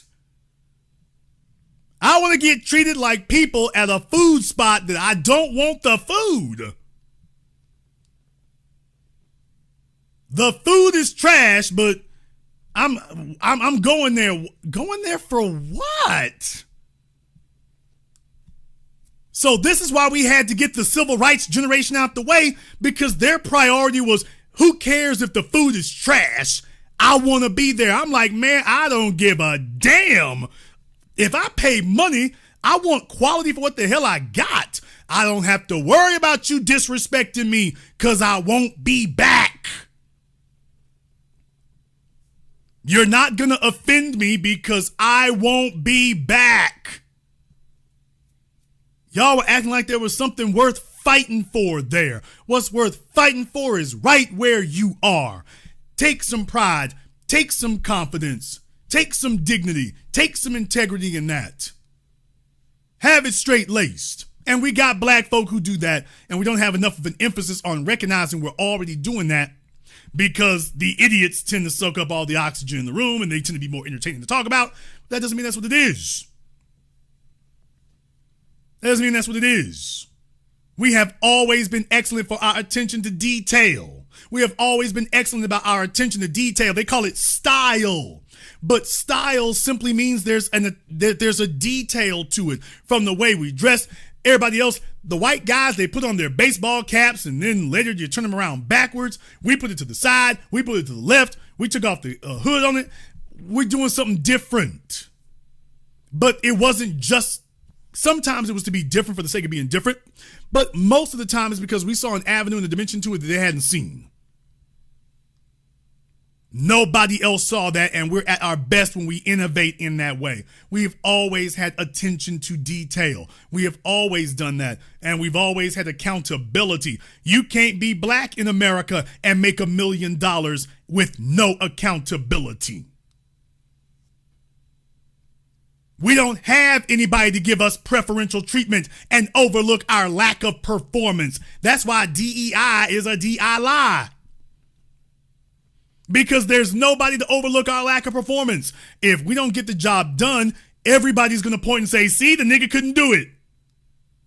They're upset because when we get in there, we knock it out of the park. They're not upset because when we get in there, we fail. They're upset because when we get in there, we were right. We could do it 3 times better than you. The white supremacists are upset because when it's a head-to-head contest, we can do it better than you. You're the one who needs to be put in positions you don't belong in. You're the one who can't qualify. When we're given an equal shot, we qualify and excel every damn time. We don't have anybody to run interference for us and to keep giving it to us if we don't get it right.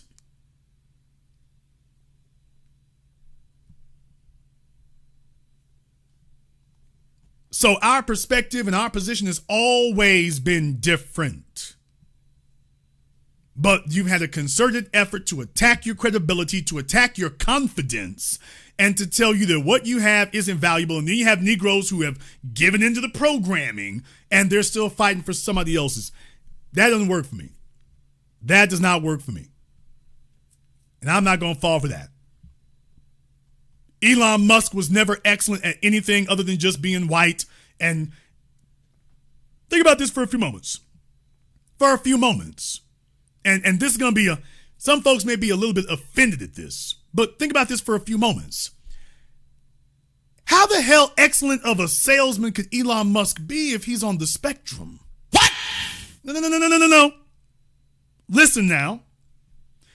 They didn't get an articulate person who can easily flow and explain things. Folks, he is autistic and on drugs. Autistic and weeded out of his mind over the last decade and a half, and they told you that this is genius. autistic and weeded out of his mind, but this is genius. That you Negroes could not possibly hope to match, much less exceed. This is genius. Never mind the trim is messed up. Never mind the battery's not charging right. Never mind cars popping on fire. What? You see, if a black man, if Elon Musk was Elon Jenkins and his Teslas were catching fire, they didn't just start catching fire recently. They've been catching fire the whole damn time. We won't even talk about the autopilot feature and how many people have been killed by that. With him promising you all you needed was the cameras and they'll take care of it. If Elon Musk was Elon Jenkins and the cars were catching on fire and the autopilot was running over people, the government would have taken his licenses and shut his company down decades ago. He would never have made it this far. They would have said, can't you see these cars are unsafe and destructive? They wouldn't have given him a pass. He would not be able to sit there and kill folk and keep going. They would have been stopped him. And if he told you, well, if they just let me keep going, we were working on things. Yes, but what about all the cars burning and all the people dying? Well, just because that happened, that doesn't mean our company didn't have potential. There's a reason why we have. And now a black person, they would just say, look at this unqualified Negro sitting up here explaining. That's what they would have said. They would have said that. And that's all they would have said, and that's all they would have talked about.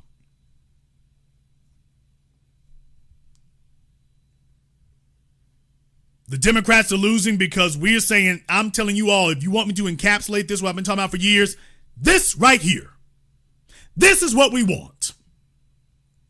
We're not voting for you unless you start delivering this, because you delivered this for Elon, for Palantir, for Boeing. We can go down the list. You're enriching white males and white females every day. Yeah, we want this right here. Right here. This is the black agenda. This is what we're voting for. This is the priority we want. Well, what you've done for these other undeserving, failed individuals, yeah, we want this right here. And until that's what we're talking about, there's nothing else to talk about. However, you might disagree. Therefore, we've gone ahead and opened up the link to the Zoom. You are more than welcome to give us a call and check in with us there. Not a problem at all. I want to thank everyone who has contributed to support tonight's program on PayPal, Super Chat, Venmo, Shy, here to my man, Mr. Rich Berg. Thank you very much for your support, brother. We appreciate that. To Keenan, to Andrew L., thank you very much as well. And also to Barbara, who was that here? Black to Deaf gave out some memberships. Thank you very much for the gift that keeps on giving. We appreciate that as well. Barbara, thank you. Mr. Willis. We're going to go ahead and take a very brief commercial, non-commercial break. When we come back, we'll take some of your calls and more. This is the Black Channel. When you visit MrBeTheTeacher.com, you can get a copy of his award-winning book, Guidelines for the Successful Student. While you're there, grab one of his newest tunes along with fun and educational lyric videos. Never give up, don't worry, never give up, study. In order to 1 is 2, 2 times 2 is 4, 2 times 3 is 6. 2 now swap names, he, she, they, and we. Simplify the daddy divides as the father and guide. Money multiplies and shares of what they buy. You can also acquire his tutoring services via varsitytutors.com or tutor.com. If you wish to speak to Steve Burgess directly, you can do so through MrBeTheTeacher.com. The Honey Badger and the Mongoose is a children's story for the family of how a honey badger and mongoose fight an evil alliance of venomous cobra snakes and hyenas that overhauls the balance of the savannah. The Big Five. The honey badger demands reparations. Will the Big Five give the honey badger reparations? Can the evil alliance of cobras and hyenas be stopped? The best new price for the hard and soft cover is at www.thehoneyBadgerandthemongoose.com. You can also find this book at Amazon, Audible, and Kindle.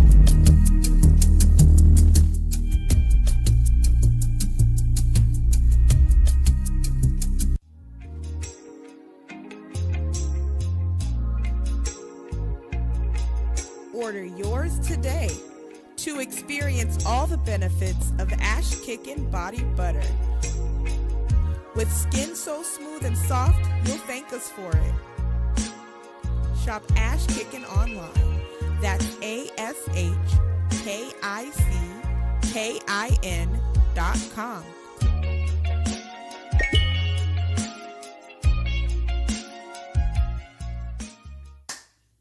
Hi, this is Brenda Starr, creator of Poetry with a Purpose and author of the book Pressed But Not Crushed.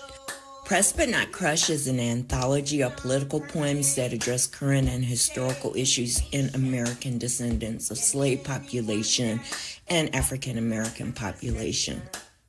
The book describes slaveries and its residuals, Jim Crow segregation, social depredation, and other relevant issues to American descendants of slaves and African Americans, including the current political climate that does not address our issues.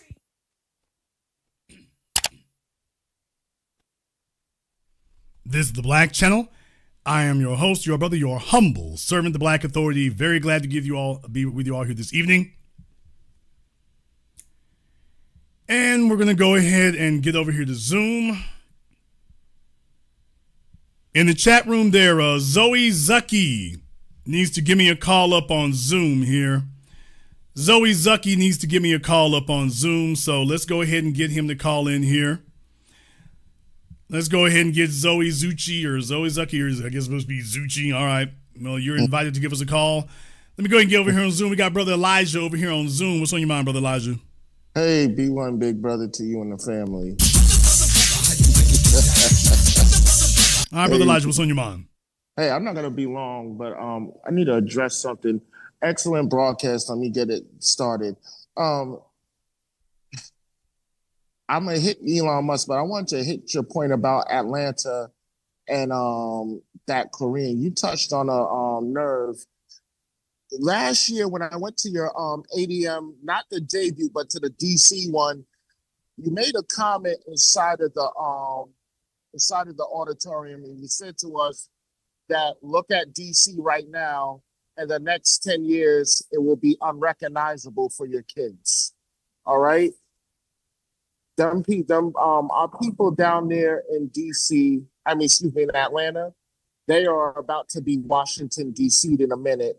All right. They had some scares because that nasty woman, Keisha Lance Bottoms, all right, or Keisha Bottom B, all right, she almost lost that election to that white woman, Mary Norwood. And Mary Norwood was on the verge of trying to gentrify that city back to the way it was. But I think with those conferences with the Koreans, brother, you said something in the broadcast. That stuff would have not happened if it was. You're right with the government backing, but also with those sellout Negroes down there. That you have not had somebody since the days of Maynard Jackson or even Andrew Young who actually cared about the city. Every one of those Negroes down there has been in it for themselves. And they're about to really sell that, give Atlanta back to the other ethnic groups, or give it. Well, here's the thing about that. That's not going to go nearly as swimmingly as they tell themselves, because here's the issue: South Korea is having the lowest repopulation rate in the world right now. Yes, sir. So it's made headlines around the world. So they've fallen way below replacement in South Korea. So what you're seeing happening over in America is South Korean transplants. So in addition to not having children in South Korea, they're leaving and going other places.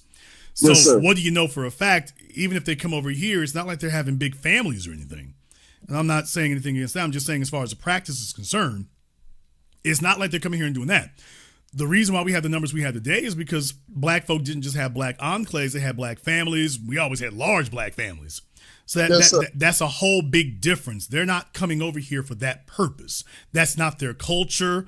They're a long way removed from being a people who have large families. They're way removed from that. And it's not part of their culture now. So they're about chasing the bag. They're about getting their money up. They're about economic dominance, which, by the way, counts more than having a large families. So you can have the economic dominance. It doesn't matter if these other folk have numbers. If you're the economic majority, that can give you power over the numerical majority. But I don't see that being the same strategy working the same way. The problem we would have is the economic part of it, because they're not getting money just for the sake of getting money. They're getting it for power, wealth, and influence and control. And that'll give you control over what you're doing. So that's the real thing, is not them squeezing you out population-wise, but squeezing you out economically. That's the thing to look for. Yes, sir. All right. Thank you for the education on that. My next point, I'll be quick. Roland Butterball Mark. All right. That man is nothing but a punk ass bitch, big brother. Okay. Who the hell he's talking about going off on? I saw that bitch ass nigga when the brother Jason out there in Chicago and Bowling Ball Martins went to an event out there in Chicago, and a brother named Jason stepped to him right away, and he was more shaken than the women that he was standing next to.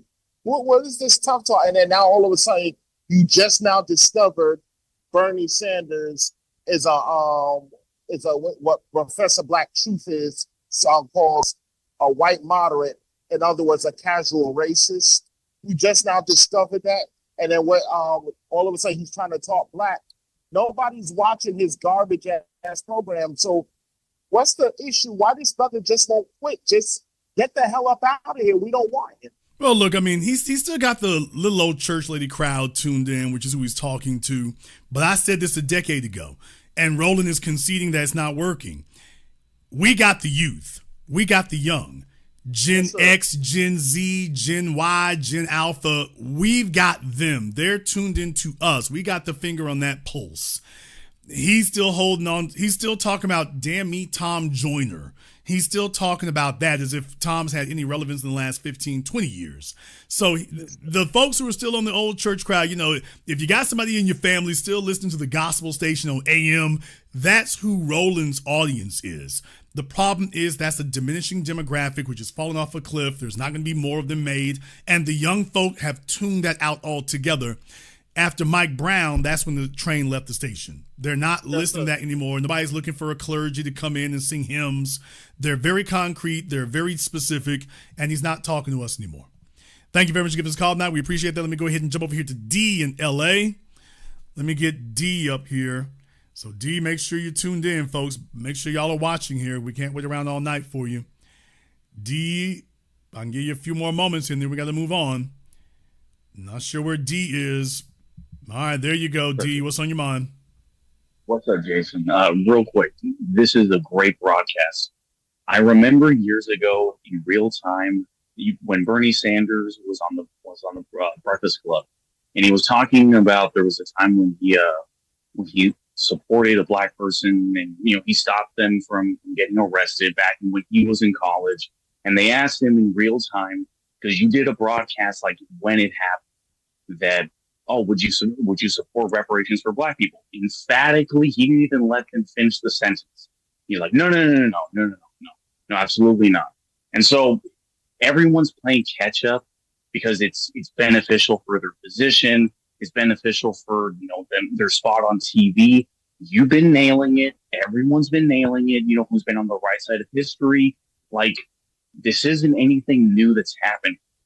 Like, they're acting like since 2008, Tesla has been making all this money, and they've had all this money for all these other companies, but there's no money for black people, Jason. So sorry, we're all tapped out. Sorry, and we just can't help you guys. You have all this money for everything else, so they're laughing at you in your face, in real time, telling you fuck you with whatever your problems are. We have all this money for everyone else and all these other immigrants from everything else, but no, nothing for you guys.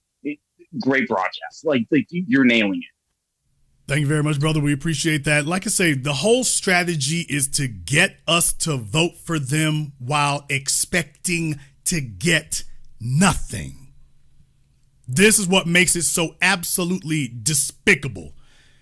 They're telling us that we need to vote for Democrats or anybody. Vote for them, but expect nothing.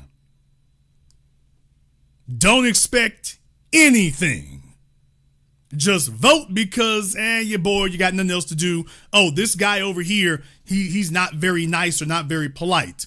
Okay, and what are you doing other than being polite? I don't want a polite do nothing. I can ignore Mr. Impolite do nothing. I don't need a polite do nothing. If I'm voting for you to do something I told you to do. Damn all this. Well, I'm congenial and polite. Damn that. Vote for me and I'm going to do nothing for you. But aren't I so polite while I'm doing it? That's not a flex, player.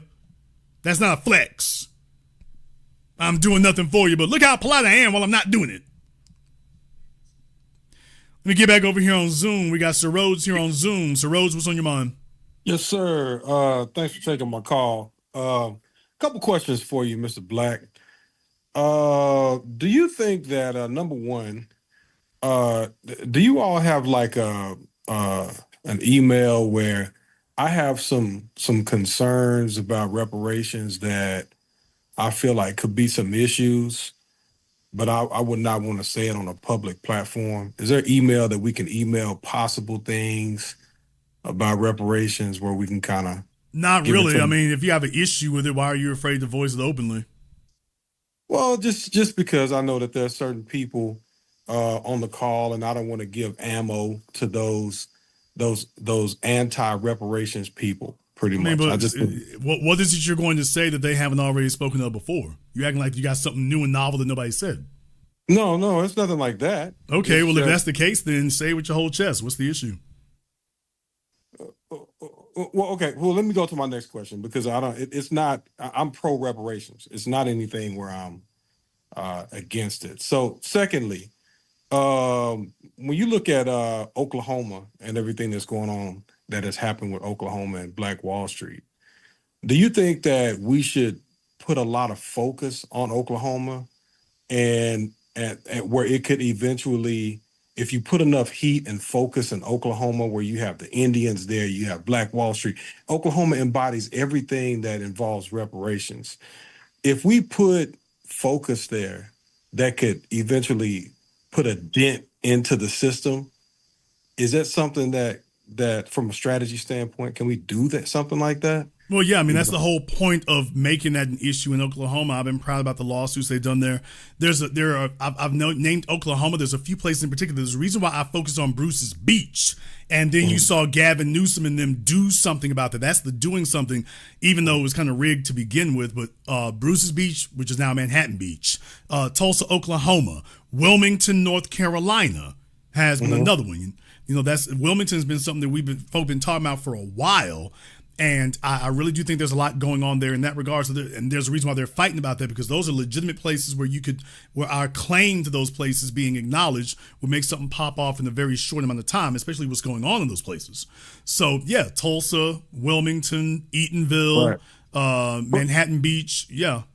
But notice how, like, and when we talk about North Carolina, Oklahoma, it's like we take the focus off, and as we keep switching around from different areas where injustice was done, what if we focused on one area that embodied everything about reparations, and we broke into that system where these individuals got reparations, and then from there that spread all over, instead of like shooting like heat to these certain areas, and it's taking so much longer to break those systems down. But brother, why?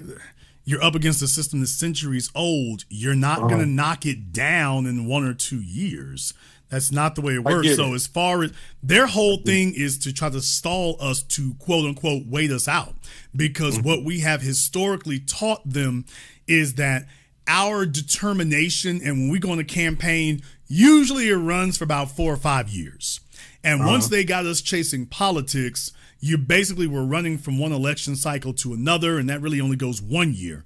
Or you'd have something happen once a decade, like an uprising. So 1991, and going forward from there. So once every couple of decades, there would be an uprising, and then once you blow off steam, they go home. Having a prolonged, protracted period of movement where it's no longer a movement, it is the culture. That's the transition that we've made. But I don't short anybody on this, and this is what I've been saying. I've been doing this now on the public internet going on decades. Mm-hmm. This is not something you're going to do in a couple of years. This is for all the damn marbles. Gotcha. What you said about, well, can we try one thing over, or can we just try one place? The reason why that would be difficult to do is because nobody does anything in just one place. Jewish people didn't just do something in New York. They didn't just do something in DC. They did it everywhere. Also, if you're focusing your efforts in just one place, that gives you one place to say no. The reason why you've had have movement is because you're going in different places. In the legal field, they call it, venue shopping, but we haven't set up here because we're not putting all of our eggs in one basket. We're not putting all of our chips on one place, one city. You're hitting a number of different places, anywhere and everywhere. Also, what that does is it clearly illustrates that this is a national movement. It's not confined to just one place. So we've been filling different places out, and that's why you have several cities several states that have at least taken up the idea of reparations. But I want to go further. Please remember, I've always said that it's reparations across the board. So when you talk about Tulsa, I'm not just talking about the Greenwood, Archer, and Pine, the former geographic location of the Black Wall Street, and anything affected there. I am talking about our claim and what our corrected socioeconomic status in Tulsa is to be. You're sitting up here going to build this gigantic Legends Tower there. That shows you, okay, by the way, that shows you what we've lost right there. Keeping that in mind and perspective, because if it just boils down to, okay, let me see if we can just make this a payment situation, which it must be for those who've been affected and continue to be affected. Yeah, but it's bigger than that. So it's not just one thing and hitting on all those levels. Now, by the way, it's still going on today. Even though they did reject those folks' claim, the fight there is still going on. So, brother, our liberation is not negotiable. It's not. We are not on a time frame. We're not on a time scale. The time scale is until it's done. Right, I get it, and it's just sitting around thinking about different strategies. When you have lawsuits across the U.S., one lawsuit in one area can have an effect on many different lawsuits in other areas. So that's just kind of the frame of thinking that I had. Well, I mean, it goes further than that. You're correct. And I've always, this year I've been on the tear about the legal field because we don't have a legal class, and they've horrendously dropped the ball because everybody's out there trying to get mobbed up with some injury firm. And meanwhile, Ed Blum and his folk are filing every lawsuit to target us that they possibly can. So that's been a real big problem. What would be nice, because here's what we really need. What we really need is for folks to take up these kind of conversations where they are. Where's the Jason Black of Tulsa, Oklahoma? What? There's the real issue. Where's the Jason Black of Detroit? Where's the Jason Black of Wilmington? Where's the Jason Black of Eatonville? So where we mess up there is that we try to consolidate on one person and they're going to take care of it so the rest of us can just sit back. What I'm saying is that no, everybody's deputized under white supremacy. That's the whole rule, is that everybody's deputized under white supremacy. That's what the whole culture has been about, is that you are all deputized to persecute black folk. You don't have to ask for authority. You're white. Shallow Hendricks, you've been deputized. And I'm like, okay, for black empowerment, it works the same way. The turkey leg cut is a good thing because that shows you have an economic foundation to something. Sylvia Sweetie Pies, I don't give a damn what the thing is. So once you have a culture, the whole point of the economics is so that you can do something with it. You support candidates, you support agendas. Take a look at me. Billboards, the point of doing the billboards thing is that advertises on a level and opens up a conversation that bypasses the corporate media. Gotcha. Now, meager sometimes, modest maybe, but it's better than nothing, I would think. So the real question is, if you really want those things to happen at a granular level locally, you got to start asking, where's your local where's the local conversation happening? Where is that occurring? If it's not, there's only so much we can do from 4 or 5 states away. So this is supposed to be kicking off a conversation. Manhattan Beach happened because we kicked off a conversation. And Gavin Newsom folding happened because we kicked off a conversation. And New York and Illinois happened because we kicked off a conversation. But the goal is not to kick it off. The goal is, once it's kicked off, keep going with it. So if you want to know what to do about that, that's what to do. Gotcha. All right. Well, thanks for taking my call. I appreciate it. Thank you for giving us a call tonight. Yeah, like I said, you don't want to put it on one person. What we tend to do is find one person. Okay, let them go ahead and take care of that, and then they go. And that's the deficiency in the strategy right there. You don't put it on just one person. Because I don't live in those areas. I have a knowledge about places, but I don't live in those areas. There's things that happen every single day that need to be commented on. There are folk who are actually the problem. It might be the mayor, it might be folk in the city council. The targeting of those individuals there, that needs to happen at the local level. These are conversations that need to happen locally. If anything has happened on the internet, it's giving you the ability to increase your local conversations. Everybody trying to figure out how they can go viral and become a quote unquote social media influencer. And in reality, what you're supposed to be using the internet for is to have local conversations, actually, so that it makes it easier to bypass the local corporate media, because your local television stations and radio stations are owned by these big multinational conglomerates. You're supposed to be using your Facebook and your Instagram and your YouTube, if you're really concerned about that, to have a local conversation.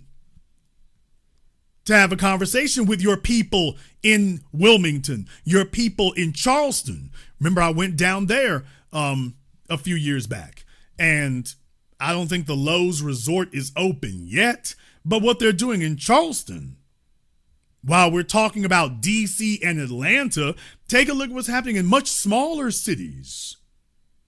That Lowe's Resort is going to be a monument that stands for centuries. The Empire State Building is going to be standing for centuries. The Korean Air Building will be standing for centuries. And these other things will be standing for centuries. And they're putting them in places that ain't nowhere near the 10 largest markets in America. And you're seeing gigantic structures being built. Those are meant to stake their claim to that real estate for centuries. And if that's not lucky of a local conversation, if that's not worthy of a local conversation, what the hell is?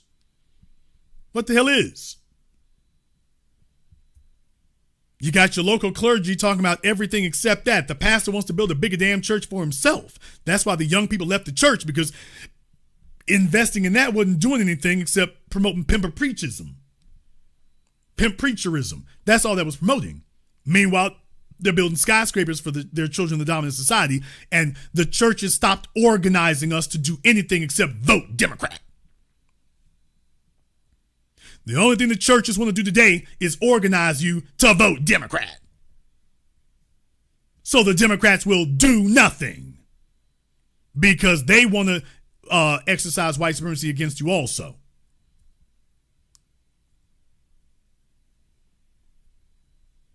But they're not organizing us for a multilateral socioeconomic movement at the local level. They'll get their churches together. They'll hit up the single moms to put something in the tithing plate, in between pinching them on the rump. But as far as all these perverts and deviants in the churches call themselves the pastors, yeah, we've had enough of that. If they were serious, they would have organized us decades ago. And you never would have needed a Jason Black, because the churches would have taken care of that. Instead, the churches are mobbed up with the Democrat Party because, of course, we all know Margaret Sanger. And yeah, they co-opted them, and they're serving everyone except us. And they only call us together to tell us, now here's who you need to vote for.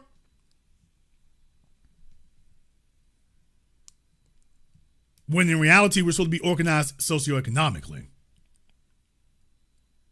And if you don't have that, you have nothing.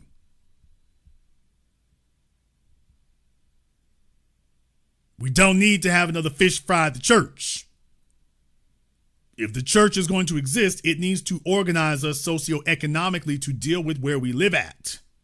Because the other thing is that gives you a crusade.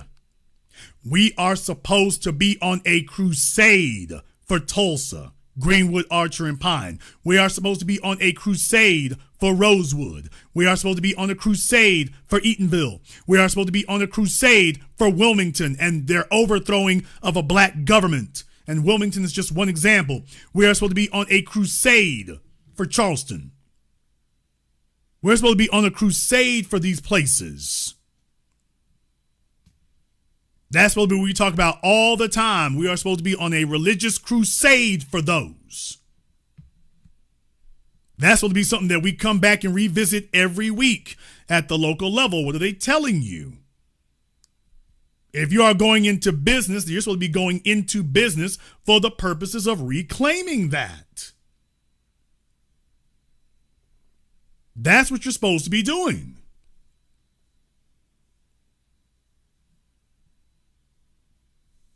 They're supposed to be telling you, you got a real estate license, you got an accounting license, you got your plumber's license, you're in IT. And once that's what just have professional credentials so you can sit up here and go stunt and flex and go try to stack up accolades or lay up with the hoes. You're supposed to be getting your professional credentials so that you can put those to work and employ them into correcting these socioeconomic atrocities. That's what you're supposed to be doing with it. Otherwise, it is worthless. And I want to say this before I get too far along here tonight, because this is important for us to discuss here as well. This is the reason why that gender warring nonsense is of such epic stupidity. But of course, you have the Democrats who will gladly keep selling that to you. Oh, they don't have to like that, but it's true. They will gladly keep selling it to you. And every time you turn around, you've got somebody from the old dead black media trying to convince you that that's what we really need to be talking about. They're going to keep trying to convince you that that's what we really need to be talking about, what we really need to be discussing every time we turn around. Can we discuss about some gender issue? And meanwhile, take a look at what those other folk are doing, man. Take a look at what those other people are doing. That's important. They're not having the same conversation or the same issue. They're having a different conversation and a different issue. When you're hearing about Koreans coming to Georgia and they're not having the same conversations you are.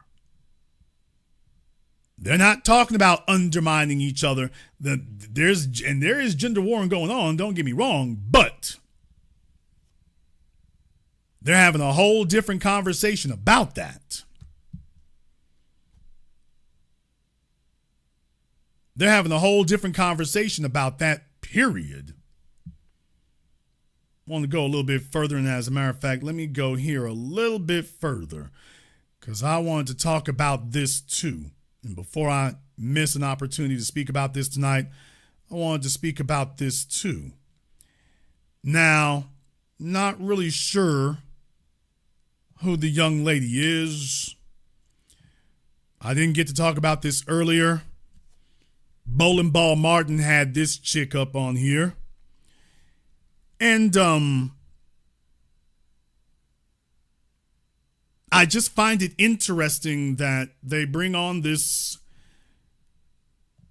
biracial, triracial young lady, no shade, no nothing. She went off to make sure she took her hair out frizzled. She brought her hair out frizzed. Okay, fine. She wanted to let us know, though, that she has a degree in African American studies and African American feminism. Oh, please.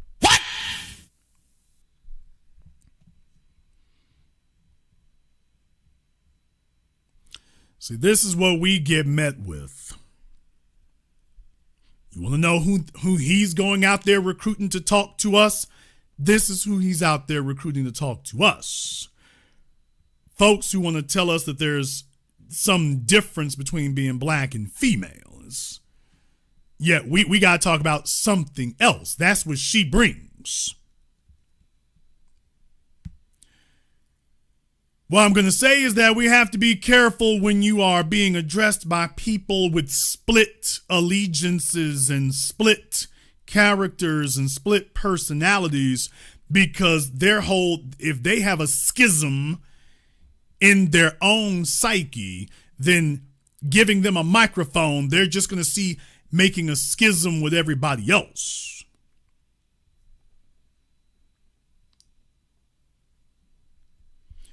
They're going to take that as their opportunity to have a schism with everybody else and to promote that. So I have real issues with that.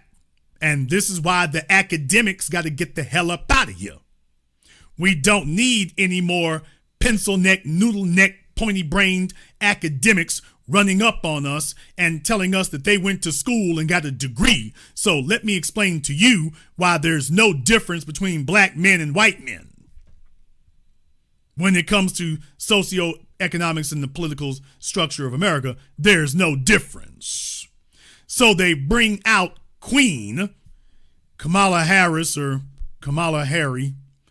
They bring her out here, and they've always got one to bring to come and regale the rest of us. Not about what we're getting right and to be together here, but to tell us, by the way, there's levels to this. There's only one damn level to this ground level. The slaves in the field are working on the ground. There's only one level to this ground level. That's all. And if you're not on the soil, you ain't a part of it. You see, even though, and let's be clear now, I'm very well aware of it. I want to go ahead and take this a little bit further here, because you see, you got folks who don't really know what they're talking about in this regard. Don't really know what you're talking about here. The World Korean Business Convention. Okay, but do you notice what Mr. Trevathan is not talking about? He's not talking about the 4B movement. What? Damn! Nigga, please. You see, Mr. Trevathan did not take the opportunity to discuss why Koreans are moving to Atlanta when he talked about his wife. He didn't seize upon that as an opportunity to talk about the 4B movement. You see, they've kicked off feminism full blown in South Korea, a place that can't sustain it and can't withstand it.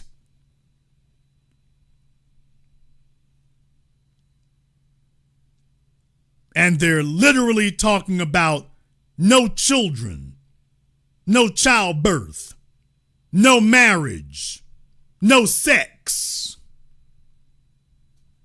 That's literally what they're talking about with the 4B movement in South Korea. That's literally what they're referring to. And he didn't see this as an opportunity when he's talking about what Koreans need to do in Atlanta. He didn't see this as seizing upon an opportunity to talk about, oh, well, let's talk about the women's movement and feminism and all that. That's not what they're doing. So along with everything else, the reason why we cannot listen to the old dead black media is because they're trying to sell us something else. They're trying to sell us something else. And so they pick individuals that they think will be most able to be marketed to bring that to you. So I guess they figure Team Light Skin is gonna be enough, and that if she says it, well, that'll take that in. That's why I'm saying something now. This will get across. Pump your brakes there, Goldie Lightlocks. Pump your brakes. Pump your brakes.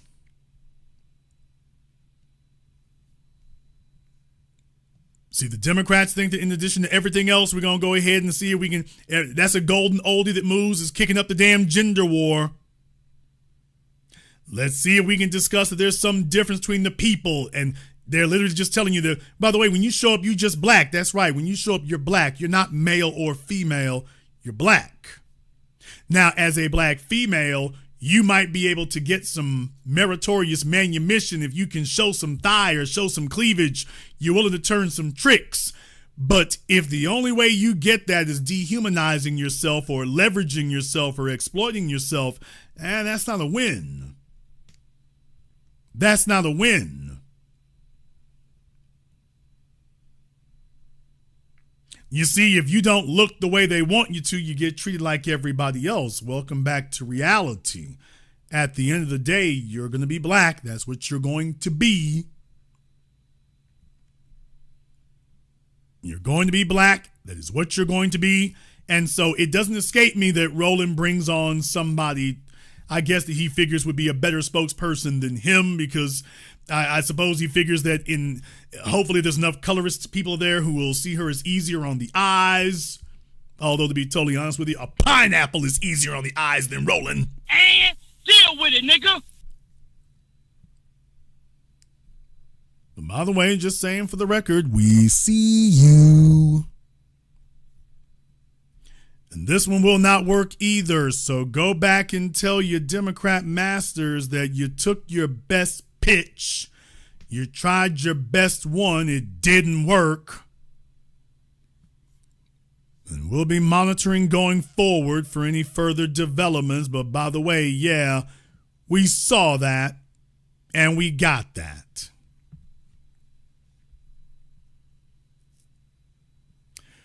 We're going to go ahead and wrap things up here tonight. Before I do, I want to thank my man Victor over on Venmo. I told you all that I was the greatest of all time. I told you today I'm still the greatest of all time. Thank you very much for your support, Victor. We appreciate that. I'd also like to thank everyone else who has contributed to tonight's program on PayPal, Super Chat, Venmo. If you are new here to the Black Channel, welcome to the Haven of Intelligent Black Thought. We do this every weekend, holidays, some days in between. Click that red subscribe button. Click that notification bell. Join us each and every time that we're here. If you haven't been to our website, blackchannelfilms.com, check out our groundbreaking, best-selling documentary work, blackchannelfilms.com. That is blackchannelfilms.com. I'd like to thank all of you for tuning in to tonight's program, live or recorded. Thank you for liking, subscribing, and sharing. And this concludes tonight's broadcast of the Black Channel. I am your host, your brother, your humble servant, the Black Authority. And until next time, my brothers and my sisters from around the world, remember, black is the future, and the future is the issue.